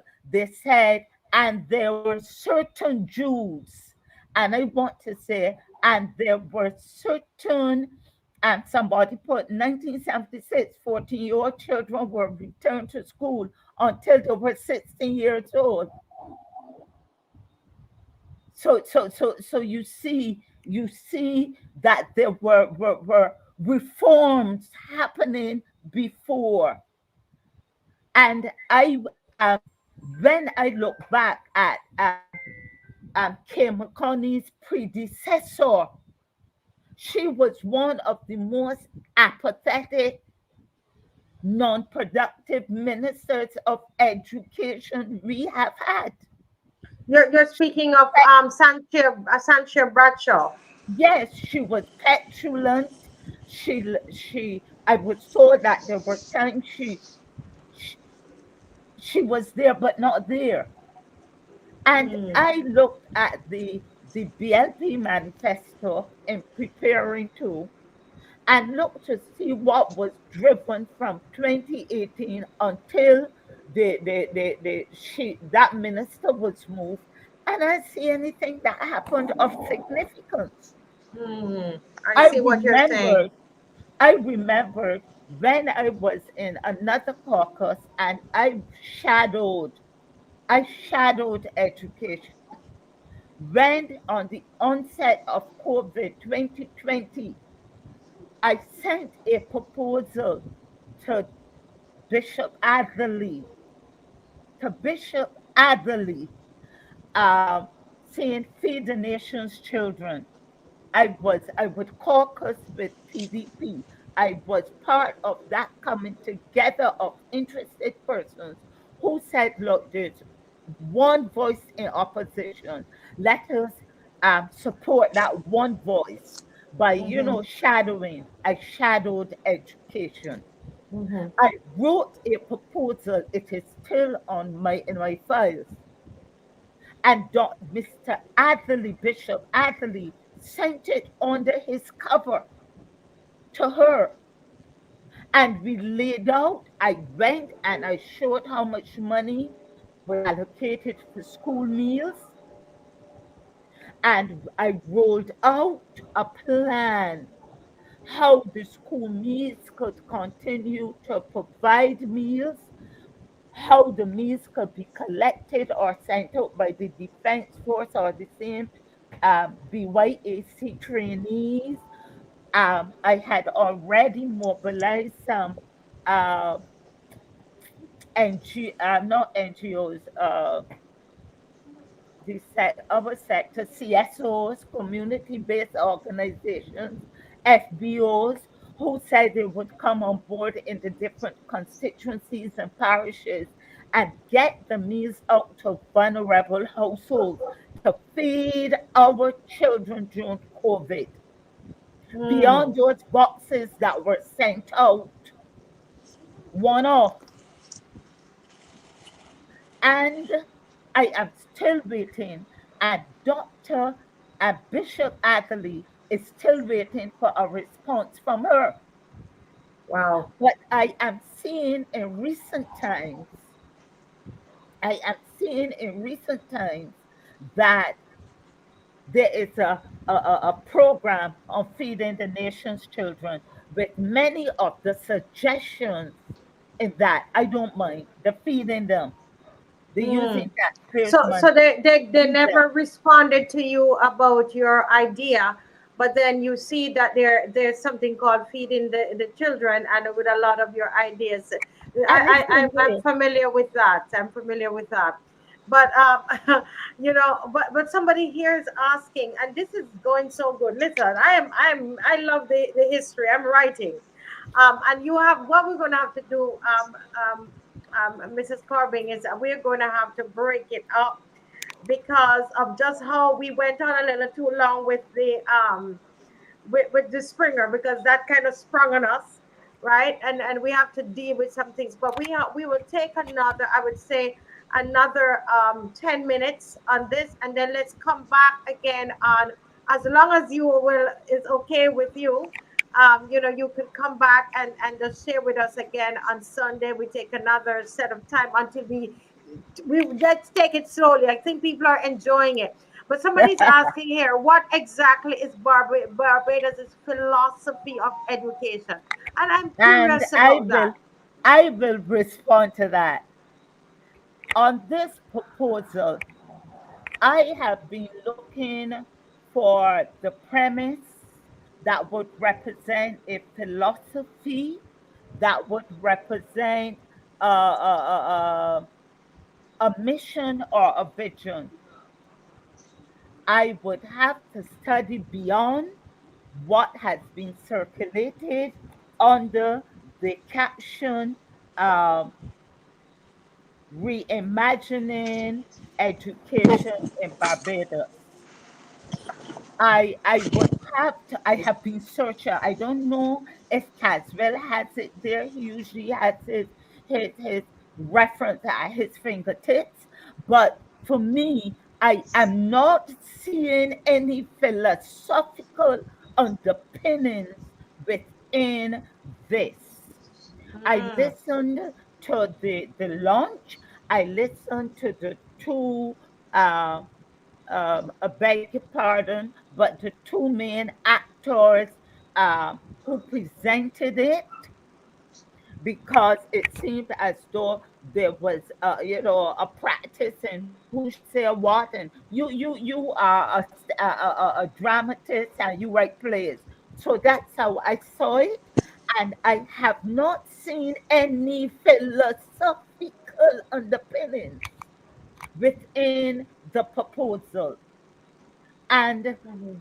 as I said, even we knew what was the vision pre and post independence, which was developed pre independence, and it was to have an educated population that would service and would enable the immediate post independent, the newly independent Barbados, that we would be highly educated to surface the various sectors and to open up tourism, a Mhm. population that could, a Barbadian public that was highly educated and skilled Mhm. to service these sectors that would enable the progression of a newly independent nation, and not Right. only to service the nation, but for migration and and migration and to go overseas and send back remittances, and not go overseas to work on the farm labor scheme, although some did go, but to Mhm. go over and let your host nation know that you've come from Barbados, so you'll be given Yeah. preferred opportunities. Look So at you're what you're you're saying there was vision. There was a vision, and the vision was somehow the vision was communicated and caught by Barbadians. Is what you're And saying? even if it There's a weren't communicated, Marcia, we didn't have the means like we have, the communication means. There was a psyche, a passion that went over. So when I went to St. Michael's School, I went there knowing that my household was dependent on me. And they learn as much as you have, because when you come out, you would be fed back into to society, to enable the economy, to enable the various sectors. You would be highly educated, you would be qualified academically, and thereafter you can then go into the other areas of training and skills development mhm. that you would choose. And therefore, um, we are seeing is about the investment in the nature's future through the education of its children. But we want to know, what is the philosophy? That is See. not a philosophical statement. I It is see. not. Yeah. What Yeah. and let me, Marcia, permit me. I want to speak to you about another major education reform. Right. And So let's do it in five, because we're coming back on Sunday, right? If okay, we will please, we're begging, right? all right, But a all begging. Let right, me come on the Springer matter, yeah, because Springer. I Okay. believe you're going back to that. The Yes, I'm Springer gonna go matter. back to that. And Kimar is here, and Kimar wants to talk to us about water. Okay, Which is important. It's something that very important, and he's gonna share tonight about water. okay. And then And, back to and, Mr. and Franklin. yes, please. But go And ahead. I watched the charade, that's all I could call it, yesterday. Mm-hmm. And my husband would tell you I was in tears. My stomach churned. And I felt such an empathy for the principal. I believe she was boxed in bombarded in that manner. And my question was to Cadswell. It reminded me of the box that they put the public servants in the middle of the House of Parliament and make them account for the effectiveness of the ministers who are appointed to run the ministry. I felt sorry for Miss Gill. Also, I wish that someone would teach um, would teach the chief education officer how to apologize. It reminds me of that senator who came in and apologized. Caswell, you would know of her. And I remember writing a note somewhere or putting it on Facebook. And that is not an apology, that is narcissistic behavior. You know the senator of whom I'm Oh, speaking. yes. Yes. Mm-hmm. Right. I wish someone would teach, and I'm disappointed in Miss Bradshaw because she was one of our young people at my church, exposed to some of the best examples of grace and graciousness. Also, my suggestion, this is mine. I am not, and I have here on my paper, am I calling for Minister Kim McConney's head? Am I calling for her resignation or being fired? And I say, no, I am not interfering with what you're saying. Please forbid me. I met this lady in 1991, 92. Kay McConney came back and she was given the mandate through the now Prime Minister, who was the Minister of Youth and Culture and Education, to set up the Youth Entrepreneurship Scheme in Barbados. And what we have now started on the passion, enthusiasm, and hard work of Kay McConney, who solicited persons like myself. She didn't know me, but she heard about me and she said, come, would you come aboard? We have this program to help young people. Kay McConney was passionate. She was bright. She was intelligent. She was no nonsense. She had a vision. She had a passion. Who gave her that Kool-Aid to drink? I am looking for Kay McConney. Those of you who do not know, Kay McConney was the wind and the wings of the youth entrepreneurship scheme.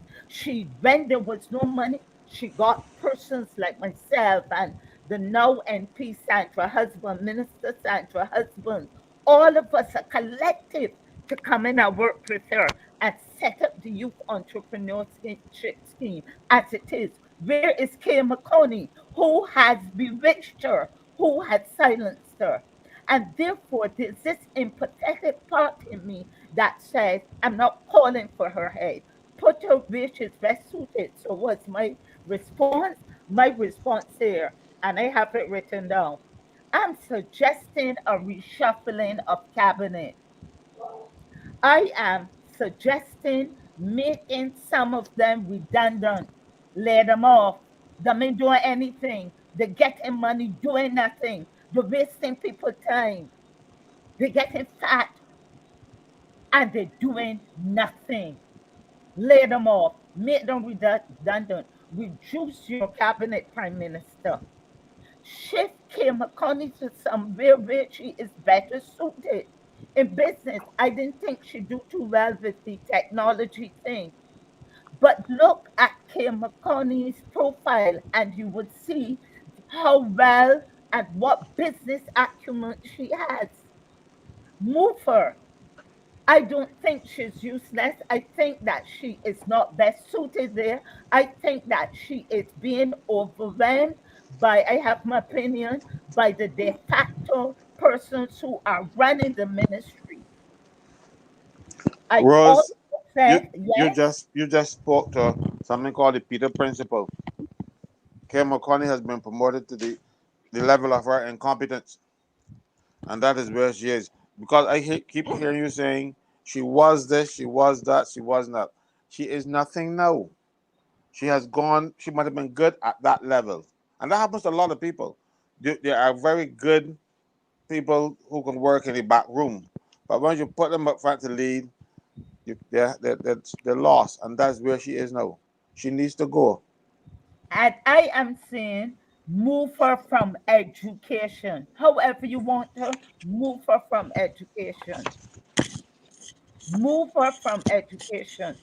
I'm not asking her for she can resign, but move her. I believe she can serve a purpose, but get rid of some of them. Here's a suggestion: find a new minister of education. Why didn't you put a man like Senator Rice Farley to be president of the Senate? A man who was a previous minister of education from 2003 to 2006, a man who is an educator himself. He is a trained teacher, he's an educator, who someone who can lead and manage the ministry of education and who can attend to the inertia, the lack of will, the fumbling and the bumbling within the Ministry of Education, or the neglected matters, or the plants that need refurbishing and fixing before you even open your mouth again about reimagining education in Barbados. Fix the Ministry of Education. I can even right now look on the back bench and I can see someone who can lead education with the kind of fire and insightfulness and learning. Move Kim McConney. Move her. I'm not asking for her, but move her. I know she can do, she can perform, she can deliver. Move her prime minister. And try out Reginald Farley for me. Because right now he's the only I listen to him on uh, parliamentary reform, and to me he spoke sense amongst a few others. So you're saying in you're saying to reduce the cabinet by laying off some of the ministers, and Some then of you them are dead weights, the lazy, dead weight. Uh, inept. right. So what are They're who are the re- dead weights? We like to talk and say it as it is on here. We have 3 more minutes. So tell me, who are the dead weights that you would reduce it by? With the dead weight.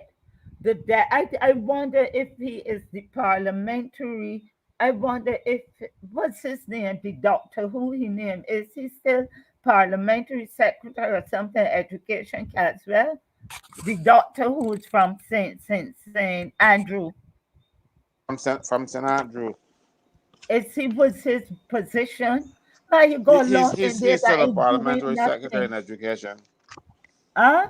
He's still a parliamentary secretary minister of education. What he doing? Nothing. What is he doing?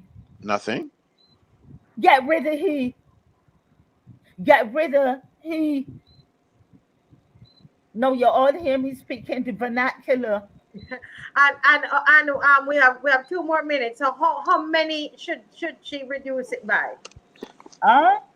How many should she reduce her cabinet by? No.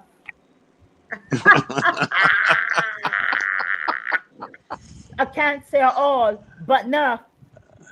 And she is so busy on the international platform. We really need a stronger deputy prime minister to act in her absence. Oh, so you're saying that the deputy prime minister that she has is not strong But you enough? remember, the deputy prime minister was for 3 years, almost 3 years, the minister of education. Hmm. reduce your cabinet prime minister by enough. You took a man like Senator Reginald Farley from doing excellent work, falling on his professional skills and business acumen from Canada to come home and sit down as a figurehead in Senate that does meet how often. And everything is rushed up there. He can't voice his opinion. He can't make his input. Bring the gentleman in then and let him run education, find somebody else. You have a talkative person who likes to talk. Now, who's his deputy? She will probably relish that position. Right, Caswell? But reduce your cabinet, get people who can work and who She, will not mess with education. according to Owen Arthur, she's too cantankerous. You cannot put her there. But don't mess with education. I hope you all hear how passionate I am about it. I have Yes, so much to share, and I know. I would like Kimar sometime if he will be on to look to come to talk to explain to the audience about the green and blue economy. I researched, but I might not be skilled enough Mhm, or handle the information well enough mhm. because the prime minister said in passing that the proposal to have the two colleges of excellence Yes. will be pinned to the blue and green economy. And I want some Oh, explanation on that. persuasion. So what we this thing I think on education reform, I find it very interesting because I love the history and it gives us context because we're here in education reform and then what we think, oh, this new thing that they're coming with and whatever, and it's good tonight. What you did was in a timely way, you gave us the history. And what we're gonna do, we're gonna keep it going until you're finished. Until you tell us you don't want to come back anymore, so that we are educated. I think the people really loved it. So thank you so very much I thank you for too. yeah, so for being with us here tonight. And you're free to hang around, but we have Kimar is going to talk with us a little bit about water and some Mr. Franklin. When you hear what this young man is going to share with us tonight, right? Listen carefully. I When he called me today, when we spoke today, I said, Mr. Franklin, you gonna love this one. You're going to love this one. Everybody, you're gonna love this one. This program is so very good tonight. Dave, can you play the video for us?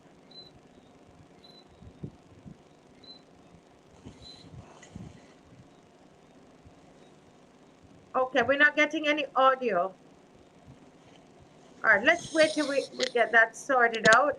But we really want to play that for you because lest they say that Kimar is making it up.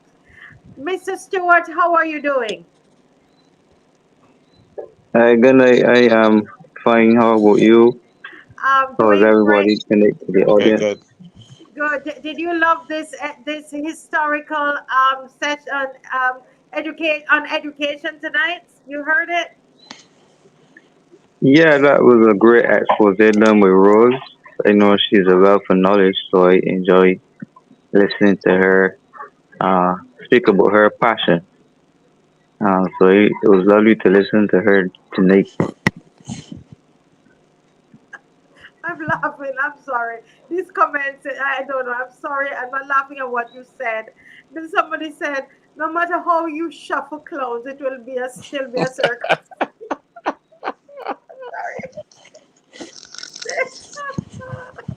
No, I'm sorry. I'm learning from Caswell to laugh in the middle of nonsense going on. But this person, hurricane writer, oh Lord of mercy, this is hilarious. All right, go ahead. Let's try.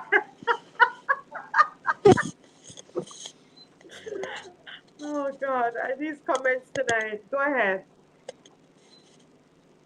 Let's try again. the discussion. Now, let me say that in relation to what our some of our priorities are, and I think it's important to recognize that as a small country, we're faced with issues in relation to drought as well, the issue in relation to food security, and therefore, as part of one of the critical priorities that we are using is to upgrade our sewage plants to tertiary to be able to reuse that water as part of our process to replenish our aquifers, because we don't have any rivers or any such thing. We rely solely on rainfall and having the aquifers filled in order to manage our water. There's some desalination capacity as well, and therefore we are focused on that. Now, how are we going to achieve that? As part of our, so just a little bit of history very quickly. 5 years ago, we established a project Okay. So that's it. That's it. But I think Kimar, we should play it one more time. Play it one more time and listen keenly. Can we play it one more time, Dave? Yeah. But I think it'd be better to give the people an explanation as to what's happening Explanation first, and then play it. Okay, go and ahead. then Go play ahead, the clip. Kimar. Go ahead. Yeah. But then again, um, thanks for having me on the show.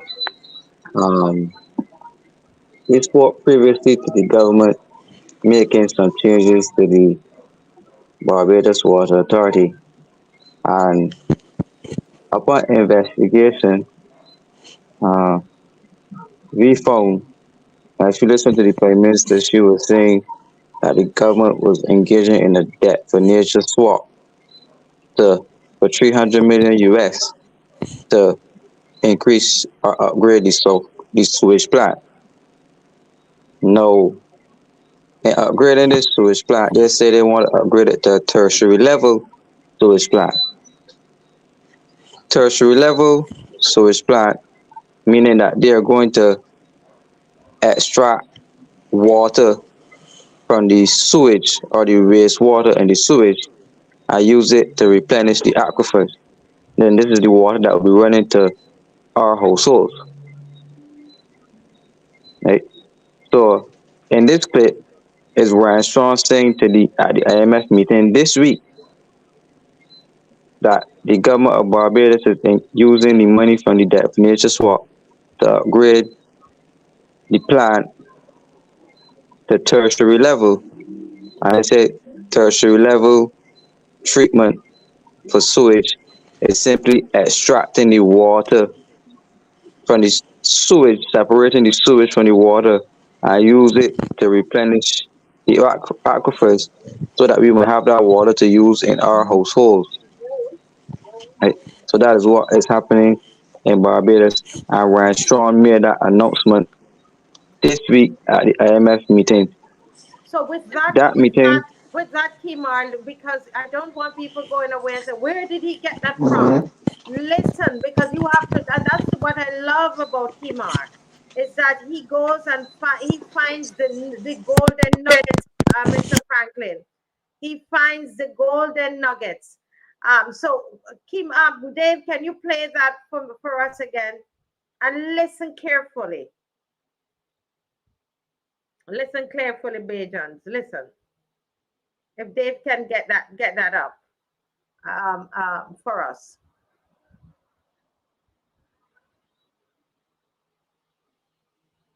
the discussion. Now, let me say that in relation to what are some of our priorities, it's important to recognize that as a small country, we're faced with issues in relation to drought as well, with issues in relation to food security, and therefore, as part of one of the critical priorities that we are using is to upgrade our sewage plants to tertiary to be able to reuse that water as part of our process to replenish our aquifers, because we don't have any rivers or any such thing. We rely solely on rainfall and having the aquifers filled in order to manage our water. Achieve that. As part of so just a little bit of history very quickly. 5 years ago, we established Okay. Thank you. Thanks for that. So, Kimar, what are some of the, I mean, this practice of using sewage water or sewage or extracting sewage, extracting water from sewage. Do we have any other, countries in the Caribbean that have been doing this? Is it something that is done worldwide? Can you give us some context for this, please? Yeah. Well, I sent you an article with all of the countries that have this type of plant in it. I am not certain of other Caribbean countries who have it, but I know it's very popular in Europe. And our Deputy Prime Minister Santia traveled to the Netherlands, as I said before. And when I did the research, Netherlands is second on the list for being one of the most advanced countries using wastewater treatment tertiary level plants. They are almost like a 99% rate. So most of their water is from wastewater, sewage water. Mm-hmm. So when she went to the Netherlands, which was the couple of a week, again behind everybody's back, they went down there to get advice on this, it seems. And they said that she consulted with the Dutch government, with Dutch universities, and also the Dutch private sector as it relates to waste management companies. We also brought articles from the IMF, which spoke directly to this type of technology being adopted by the government of Barbados through this Resilience and Sustainability Trust. And as you can see in the background of the video, the IMF meeting, the theme was 1 year into the Resilience and Sustainability Trust. So this is a type of IMF operation. And when you look at the countries on the list, majority of these countries that have wastewater, sewage plants, treatment plants are countries that had IMF programs. So it is a European concept. And on top of that, the European Investment Bank have been giving the Barbados government grants, financial grants, to fix the sewage all along. So you see, it has been adopted from the European side of the world. I say it's very big in Europe. It's big in some parts of the States. Some people will say that, yes. But in those parts of the world, people tell you do not drink the water. They tell you don't drink the water. So the question should be asked if Barbadians are okay with the government of Barbados extracting water from sewage and channeling that to them through their households. And so because when one of the things, and you shared this with me today, I went to see, are they talking about watering our plants and washing down the car, etc. But as you explained to me, if it's going into the aquifers, then it means that it is supposed to be for drinking. But I was reading something on in the US that it's actually not even a lot of states that's doing that, and the fact that they are saying that 1 in 6 Americans, they don't want it. 1 in 6 Americans say, no, we don't want any water that's coming from, that's taken from sewage. That's what I found, Kimar. So how are they planning to introduce that here? Yeah. Well, like I said, it is big in Europe. The Netherlands is where we went to get our advice on this. Mm-hmm. And if you look, there's an entire map available showing you all the wastewater treatment plants across Europe. So, and the European investment banks, as I say, providing funding to adopt this type of technology. So here comes our government now, wanting to feed this to Barbadians, and we are borrowing money from the IMF to facilitate this. But this is not a political issue. No, this is an issue of humanity. Mm-hmm. And there's your life. Are you okay with drinking water that was extracted for the sewage? I don't think most Barbadians will be okay with that. And taking that in the country's name to do something like that, sneaking it under the radar, because I believe this thing with the students at Spring is a distraction to cover up this fact.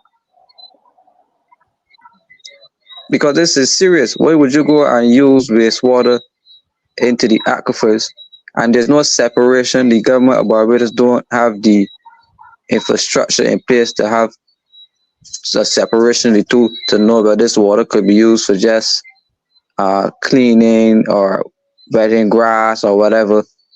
It will filter through one system. They can't even get the water we have no fixed. The water now is blue, black, green, purple. Whenever it comes on, right? People can't get water to the whole source right now. They can't get the one we have managed right now. There's still a lot of black rusty stuff coming out in the water, a lot of mud flowing through people's pipes. So if they can't get that managed, I don't see how they're going to get a sewage treatment plant managed to be extracting sewage from the water to give it back to Barbadians, while blocking off our streams and springs to be bottling the water and selling it. I want to say something here Open it. because Yes. Go, yeah. this is turning my stomach now. I got a very good stomach up to now. Trust me. Ryan Strong does not know what he's talking about. He is talking. He should stop talking. Look, he said we don't have any rivers. That all the water comes from rain. The rivers get the water from rain or glaciers melting. It all comes from up there. You know, we don't have water under the ground. That's all. So our water, because our foundation is coral stone, it seeps into the ground, and because of that process, the limestone, the water goes through slowly, and it purifies it. Now you're gonna take sewage water that is, I think I say partially treated, because I don't trust this government to do anything right. And then you're going to contaminate our aquifers by putting that right into the aquifer. No, when you have a plant that produces water from sewage, you put it in tanks, put it in reservoirs. You do not put it in the ground, because a lot of it, just like the water that's in the aquifer now, will be lost when the water authority pumping it, because they got a lot of bad mains and stuff. So if this water is so good, why would you spend all that money to purify it and then pour it in the ground for it to be lost? No, that is nonsense. That's absolute nonsense. I think he's talking. I don't think he read his brief, or if he read it, he read it without any understanding. Because you don't put water, you don't have to put water in the aquifer. When we get rain, it takes a while to seep into the ground, right? And I saw somebody wrote, that's why Harrison's Cave is always wet.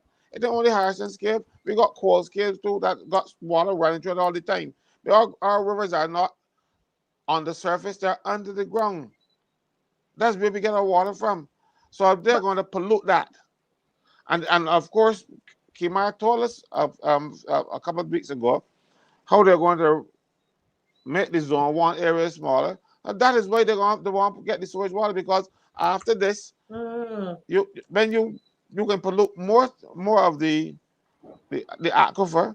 Leave the aquifer where it is. Stop putting nitrates in fertilizers in areas that you're gonna pump water, and don't worry to put any houses on it.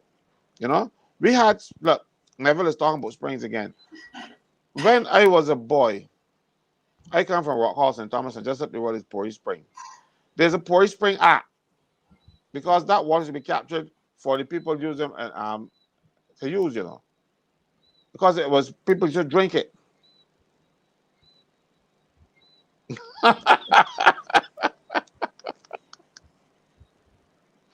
I'm sorry. Thanks, Glenn.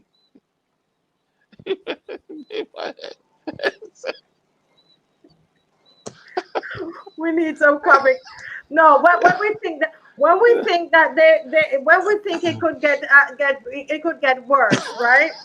Here it is that they are planning to give you jobby water to drink. Might as well you laugh, And then tell right? you anything, Let them You tell know, you anything. they They don't. sneak. They are There's governing on our behalf. Speak to listen us. They are our agents.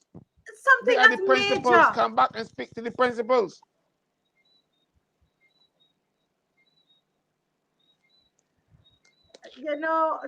Something as major as this that I'm saying I saw where in the US there's some places that they're trying it, and they do they do a little survey, and because they know that people don't want it, but here it is, they've already borrowed the money that is supposed to do it, and someone is saying here, I didn't hear, um, someone is saying that the PM said it in St. James at the theater that they had in St. James. That the PM said, about the tertiary treatment for the sewage.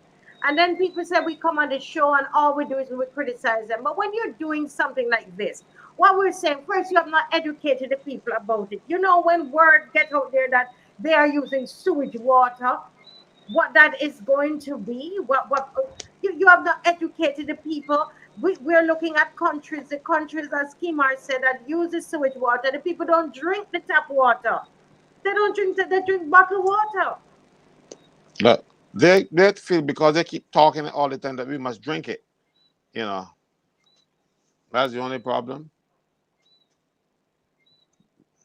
These people are mad. You see, when the prime minister goes off these conferences and stuff, she hears things and she comes back with them and trying to even look, you want to see how really followers we have become?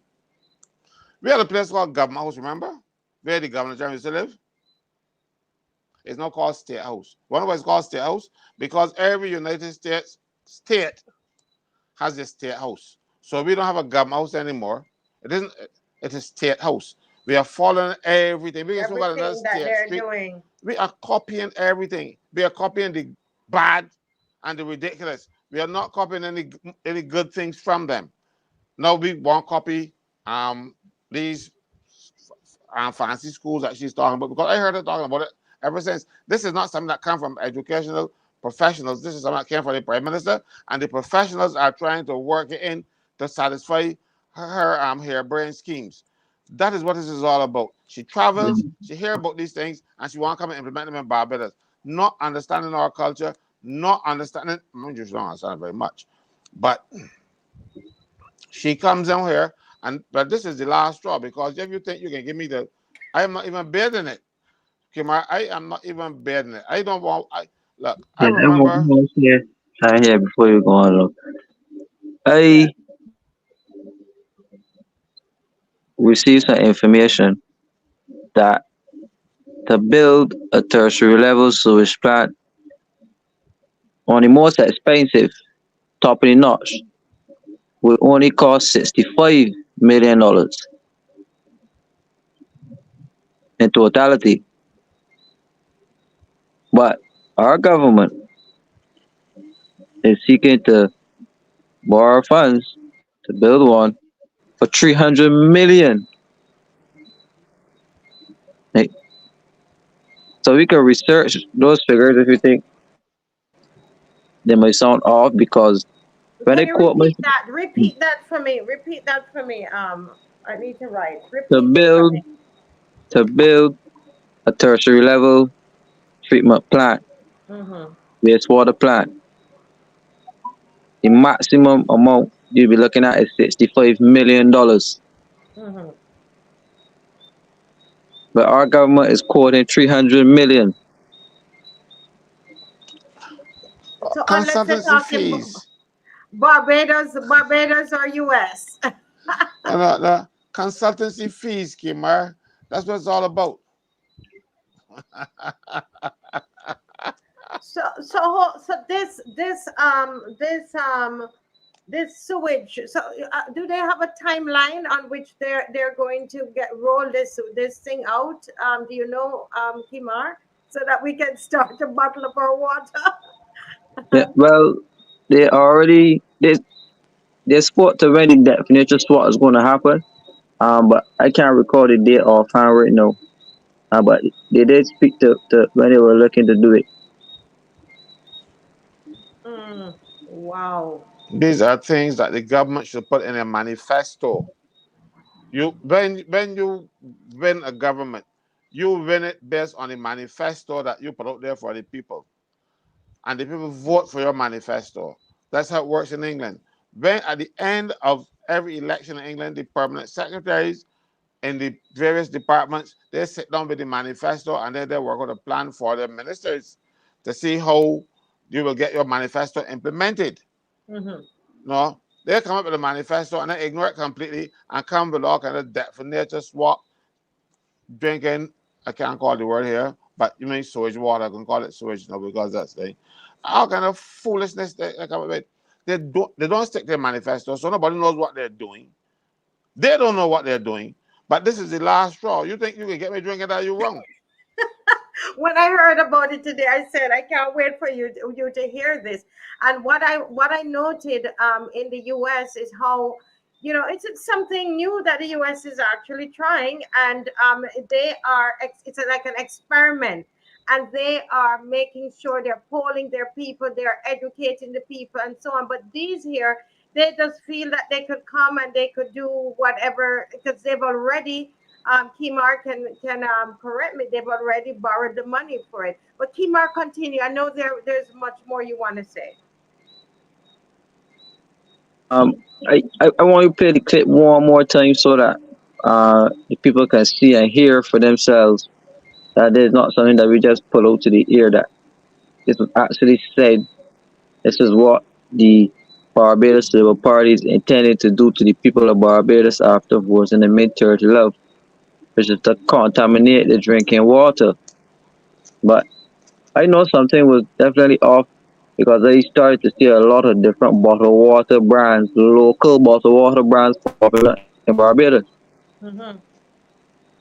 I Mm-hmm. started to see a lot of bottled waters given out. You see the government hosting their functions and giving out Beijing bottled waters.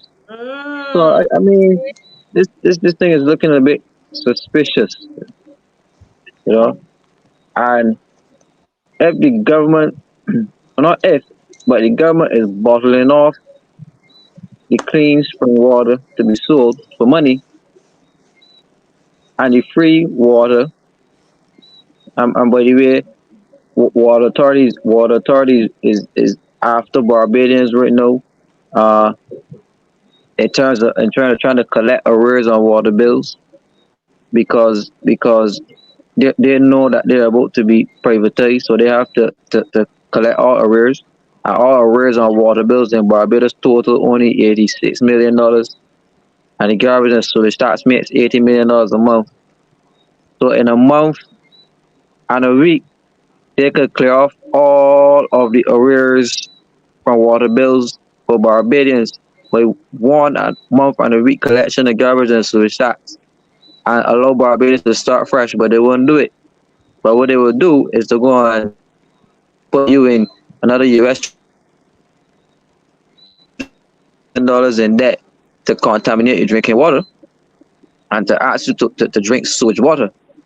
That's what they have for the population of this country. You know, if you read the dangers of this thing, autopsy they said E. coli is left in the water. Yeah. What's E. coli? E. coli is stool. You got the bacteria in this too. Yeah. So this type of water, that's the water we be drinking. But So no, so you can they want to tell you that there's a safe level of E. coli. I don't want none. Safe or otherwise, I don't want any. I can do But, without it. but I'm but sorry, I don't want to Caswell, that interrupt, but this is why they say when you travel and even when you anywhere you go in Europe, they don't drink. I don't know. They don't drink the water from the tap. They buy water. So is that what we are going to have to do here? but That we are going to I have to would have buy the to water? if they can put sewage in the aquifer, I'm gonna buy water because I am not even bathing in that thing. Also, excuse me. Somebody just sent me a WhatsApp message that says that Ron Jones passed. You think it's got anything No, to do with the no, it's education? not correct. It's not That's correct. incorrect. That's false. That's Oh, false information. I'm glad you oh, brought it up. I just got it here.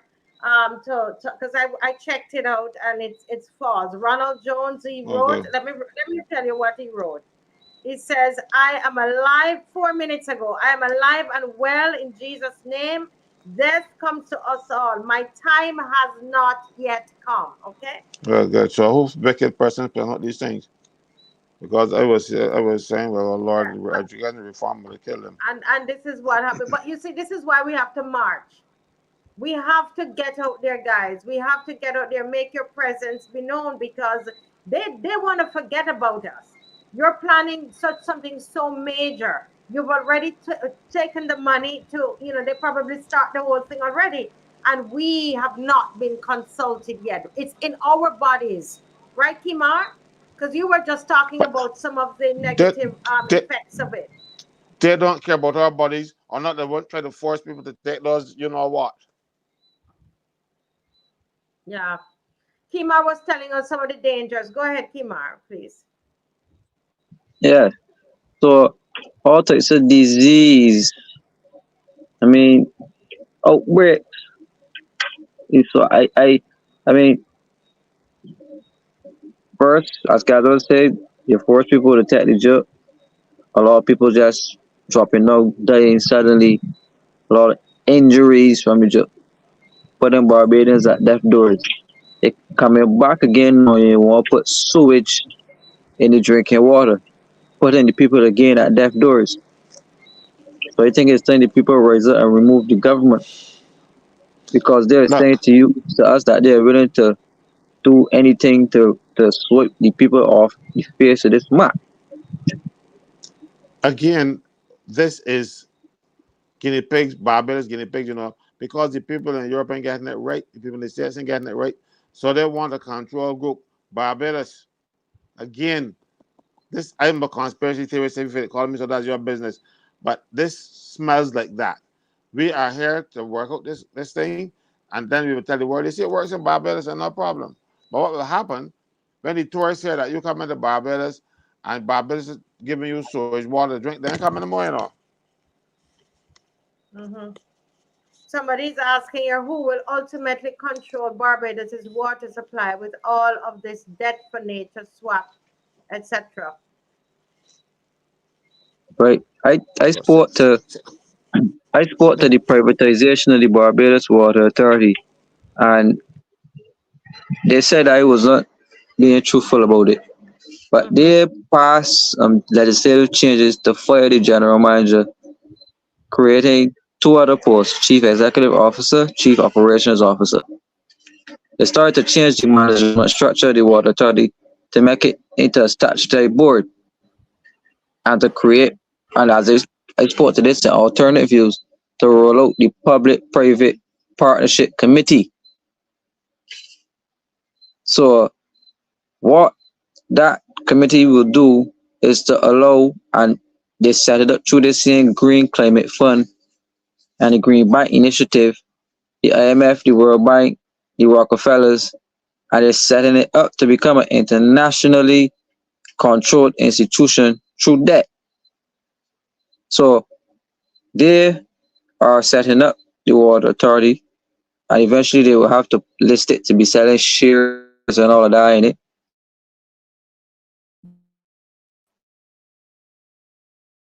That these institutions, through the changes, the amendments to the Barbados Water Authority Act that was made recently via the Deputy Prime Minister, Santia, she made the changes after she traveled to the Netherlands in Europe again during crop over week when people were partying and drunk.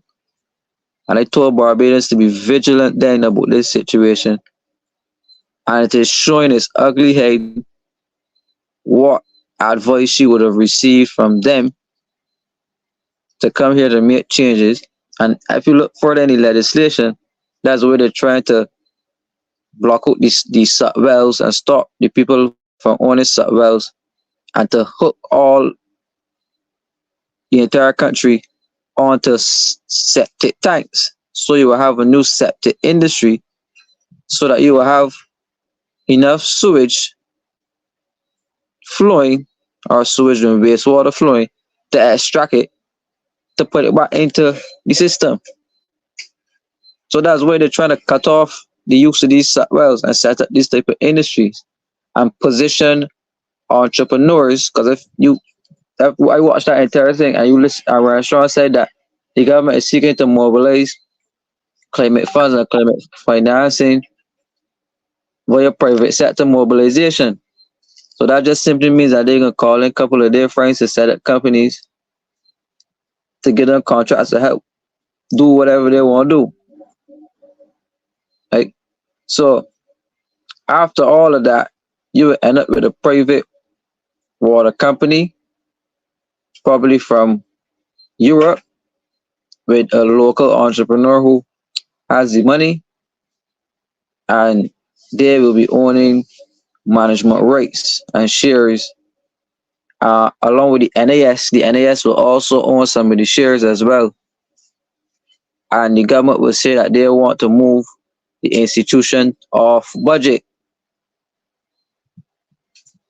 And that's why I told you all about that sewage tax. When they revoted the sewage tax from coming on budget, they move it off budget to block you from seeing how much money it was making.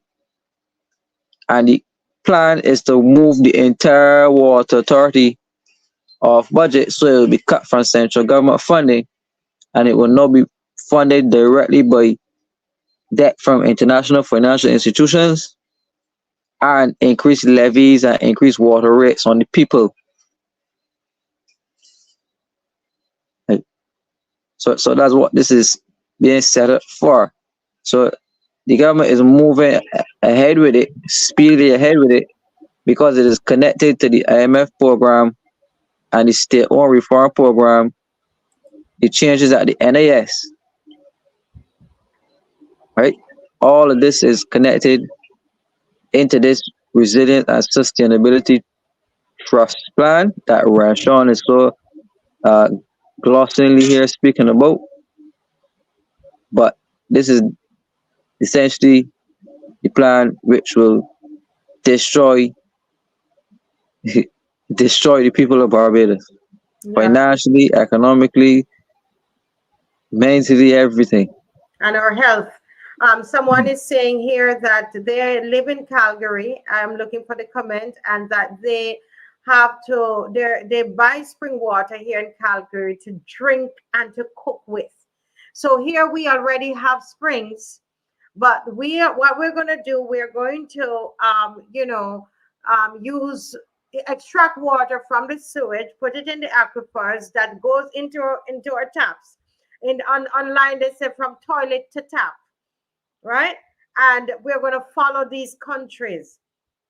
Is it that we don't know how to get the water from the springs? What is the issue here? Someone is also asking, there's another question that was here asking a very good question. I'm going to try and find it. But why is that, Kimar or Mr. Franco? Why aren't we using up the water that we have in the springs? Is it that we don't have enough springs, or what is the problem? Yeah. Well, they could have extract. He said that we have some type of desalination capacity, so we could increase that capacity and extract water from the sea. We surrounded by seawater. We could have done that. As I said, they could have tapped the springs for water if they wanted the springs. We have a lot of flowing rivers and then fill up that they should tap, right? And there's water technologies that you could create water with thin air if you want.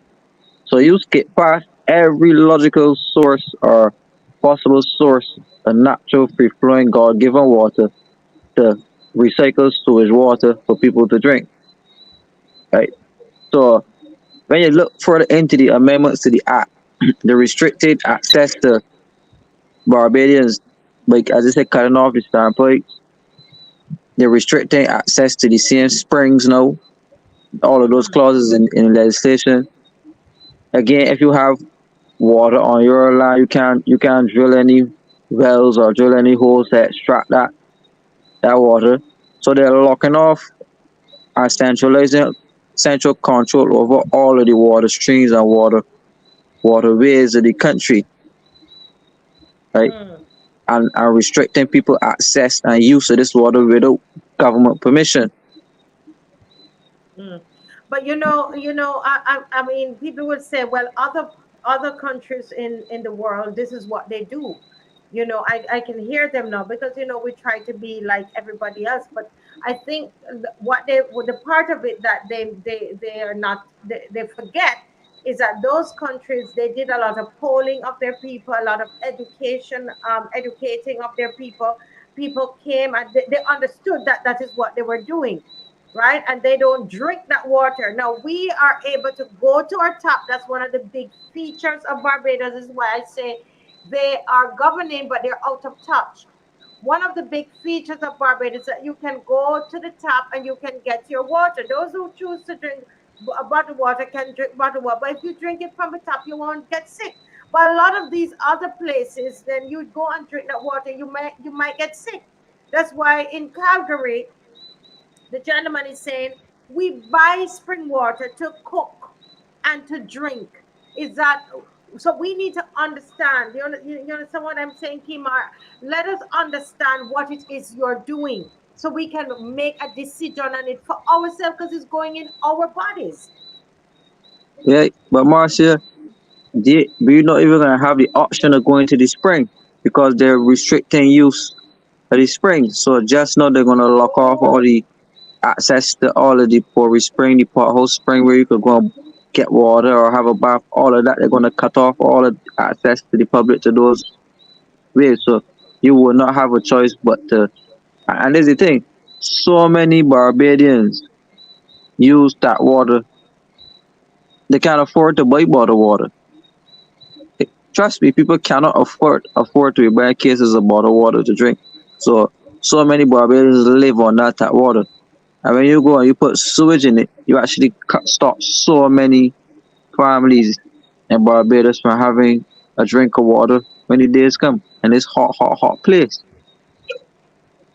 I think that's something like this. I think, in all fairness, because I'm not saying, I don't want to say that, that this is, Barbados is the only place doing it, and there are other countries that are doing it. But the thing is that we need to be able to make a decision for ourselves. It is going in our bodies.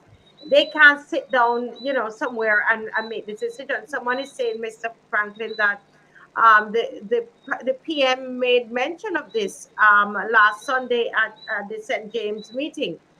That this was made mention of. I think we need to be able to get a copy of that. No, we don't need to get a copy of that. The Prime Minister is not governor for St. James. She's governor for Barbados. If there's a policy statement, she should get up in the House and say it. You see, we have a habit of politicians going to New York or wherever else and making statements that affect Barbados. I watch the Speaker of the House of Commons in England berating a minister for making an announcement but that he did not first make to the House. Mm-hmm. She told him, no, you don't do it. So this is the system of government we have. These significant policy statements should be made to the House of Assembly, so which is an official record where people know, not St. James speak. Because they can tell me, oh, you didn't understand what we were saying, or that was a message. No, no, no, no, no. This is official, and something like this. You are going to make a revolutionary change in the way we get our water. And you're going to say that we're going to hear it because Kimar tell me, but this first time we find out about this now, This isn't good enough. Why should Kimar be the person bringing this information to us? Something that is important as this. This government just does not care. And people ask what we should do. We should get rid of them. It's Yeah, about we time. need It is to. not. It's not. It's Yeah, about the time these marches turn into strikes. And I'm talking about strikes in the areas that will affect them, so they will have think twice about it. They don't care. 30 agree. nitwits Yeah, they could at least, I mean, we should not be hearing it this way. And when we're hearing it this way, it tells us that they have already gone ahead and they have already put all the I'm wheels in meditating. motion. Just Yes, like what they because, did with yeah. the airport. They went with the airport and they met their plans. They even have one of the people from the Arab send their own man to come and work in Barbados already, and they tell me we don't negotiate. Then negotiating, they get caught. So no, they get caught. They gotta roll back. This no, you can tell me that you can put me to drink feces, and I don't care how you um purify this water. Unless you boil it and catch the steam and condense it, you can get some of the impurities in that water. As simple as that. And what the impurities that can affect you is the E. coli. And I don't feel good. That's bad. But That's a bad thing. That's really bad, and that it's not discussed and it's not, and But I said to Kimar today is that I'm going to get to one of our guys. We are forming some of the teams coming out of the meeting last night to do a poll to poll Barbadians because they know in America you go and you say the 1 in 6 Americans they know we're not drinking it, right? They need to get and they need to know what time of day it is. but And when you put it in the aquifers, everybody gonna drink it because what is in the aquifer comes out in the springs. They don't realize that. You think mhm, the water in the aquifer, you think that just come from and spring water just come from nowhere? The aquifer is just the an aquifer is the rock that holds the water. That's what an aquifer is. right. It, so when it gets down there and it is enough, it can flow out into a spring. It can emerge. Tree Mm, houses spring, porridge spring. The one in potholes, you know. And God and there's the one down St. Lucie that had it for years. It was the water that one pipe that burst for all those years. Nobody really noticed it, and the people just say. But then again, if we can't maintain a simple thing that the sewage plant office is breaking down, remember? mhm. So when this is breakdown, what can happen to our water? This Our this water, this look, is stop this nonsense, If betters don't get vexed now, they never will. They never will. They never will. Tomorrow, guys, tomorrow, and I'm sure we're going to hear. We have a roadside parliament that is going to come up. You'll hear more about it. It's going to come up on the 22nd, and I'm sure that more of this topic, Kimar will come and give us, the whole thing, receipts and everything for that on this topic here, and I'm sure he make mention of that tomorrow because this is all about transparency. Yes, we're going to be focused on Springer, but it's part of our transparency banner, Mr. Caswell, where we're asking for transparency and accountability. It falls right into that. Right, so as we close, because tomorrow is a big day, I want to thank Kimar again for what he brought to us tonight. Thank Miss Corbin. It was nice to have a female among us, right, Mr. Franklin, full of knowledge as well, and the people loved it. And of course, General, always, as always, Rachel Lane was on earlier, and she was thanking everybody for helping her, etc. And it's good that we all here. We're one big family, opposition family, and we're all here. Miss Corbin, can you take? We're past the time. Just take a minute and tell the people why they should come to the march tomorrow. Um, to show solidarity, to unite on issues and matters that concern us. And if for whatever reason you feel intimidated and you don't want to march, stand Snow. along, stand along, line the street, and Marcia, what kind of shirt should we tell them wear? They A just white wear shirt, they just wear their regular clothes and just yeah, that's it. No, we didn't have any and and colors. and and just indicate with a thumbs up or something that you are with us, so that we know that you are with us as we represent you. But do come out, because there are issues. This one with the nasty water, this one is something to even cause you to become agitated and want to be part of this movement that is responding not hysterically, because they said that we are responding forum like these, we are responding with hysteria, we are, you know, they seem to think that we're just reacting. But come out, because this most recent one, if education isn't affecting you, if the NIS isn't affecting you, if you say it ain't my child at Springer ain't bothering you, the water, this water issue should get you moving. And I'm not talking about bowel movement now, although that could happen soon if we If you consume it. drink that water, Yeah, so get moving. This one on the water now is really a national health and safety issue. So, as CG says here, see you all at the march or line in the street giving us thumbs up. Thank you. amen. Amen. Thank you so much, Rose. Oh, we love your voice too.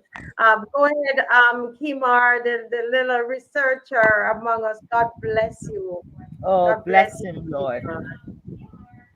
Yeah, thanks. Um, I just Wait, wait, want to. wait. No, Dave, Kimar, it's playing. It's playing. Okay, go ahead, Kimar. Kimar is speaking. Yeah, go ahead. Yeah, just want to encourage everybody to come up tomorrow. Look forward to seeing you all on the road. Um, yeah, we're facing a crisis, uh, intergovernmental crisis. We have members of parliament who have a job in cabinet, but they have sold out the country and they no longer work for Barbadians. And it is insane for a set of people to sit down and decide to put sewage as sewage water in the natural drinking water of Barbadians. It is a crying shame, and I would never agree to drinking sewage water. My family neither, and I can assure you there are many Barbadians around this country who will never agree to drinking sewage water. So they're coming for everybody now. This is a everybody thing. They went for the elderly and the pension. They're attacking the children in the survey. They attack the teen girls at Springer School. So they're attacking us from every single angle. They're attacking us with the electricity, blocking us out every minute. They're slowing down the internet, shutting down the internet. We still not getting any cruise ship. I know they're looking to put sewage in the water. Oh Lord, what next do we have to go through with these people? Yeah. I think this is it for me. So I look forward to seeing everybody tomorrow at the march. We need to take our lives into our hands, say a prayer and roll up your sleeves, because we have a government. We have a government to. Well, I'll end it there. All right. Yeah. All right. Thank you so much, little David. I can call him as David now. Go ahead, General. Thanks, Marcia. Before I do it, let me just answer one question. Rose asked, Rose, she said that the cabinet should be reduced by enough. The Constitution of Barbados says that the cabinet of Barbados should be prime minister and not less than 5 other ministers. So we can reduce it all the way down to 6. All right, 6. You don't need more than 6 to conform with the Constitution, right? But we are paying too much money for this level of incompetence and this stupidity, Unless they hit Barbadians a lot, that's the only explanation for their behavior. And no, we have desalination plant is working. As a matter of fact, it's not working at full capacity. And you are going to tell me that you're going to ask me now, even if they purify that water to beyond the what is available anywhere else in Barbados, I can still know that it comes from my toilet when I flush it. And when I flush, if I have um a problem, like for instance, the paper burst, I go to the pipe and I wash my hands, and then I wash it again, and I wash it again, and then you do the smell test to see if it's still there. You wash, clean that water can smell. I can be smelling that because my mind works like that. Don't pray tell me that this was just Rhinestone on the frolic of his own. Tell us that and fire him, and move on. But failing that, then this government should go, because Rose was absolutely correct when she said, if you say, well, the pension don't bother you in a pension and all that kind of thing, you don't got to choose that springer. But everybody in Barbados drinks water. And they got some people who only drink the water from the springs. But if you can put the sewage in, but the not the sewage, the purified water from the sewage plant into the aquifer, it goes into the springs. So everybody, Buddy, yeah. I don't want bed in it. I don't want bed snow in it. And since snow just came to get attention there just now, I don't I take very good care of her. I don't want to drink that water either. She don't drink anything bad. I want to give it to my dog. I don't want to drink it me. So please come out in your numbers and support us. There are too many issues that you can't know, say, well, I don't care about that. There are too many things. Unless you are the most blind, politically aligned person, you should be on the street. Yeah, there's at least one thing. There's at least one thing that is not, and as Kimar said tonight, this is not about politics. All of us drink water and our health, and we're bright people. We must be able to come up with a solution. This cannot be the solution. That's what Look, I'm saying. Marcy, you remember some weeks ago I told you some that when they first did the first cell at the Mount Stinkeroo, they did not line it, and the water seep in the ditch seep into the water, and now they cannot now use the water from the Molyneux. Sandiland uses it for wetting their grass because we can't drink it for the next 100 years. I know we can go and put feces in the water, and then to find out that we can't drink the water from. And I told them we got to be purifying water or importing it, because Lord, Yeah, we need to take this curse present. from off of We us. need to do a presentation on this. Something has to happen on this, and proper information going out to Barbadians. And one of the first thing we're gonna do is send out a poll about it to alert Bajans early o'clock. But anyway, we have to listen. Kimar, get us going tonight. We have to be finished now. It's 13 past 10, and we need to get a good rest. So we up tomorrow. Opposition, fall in line. What a lovely night. Thank you, Rose. It's great to have you. Looking forward to Sunday. God bless you. All right, good night, all. Good night, Yes. all. Bye bye. All right, good night.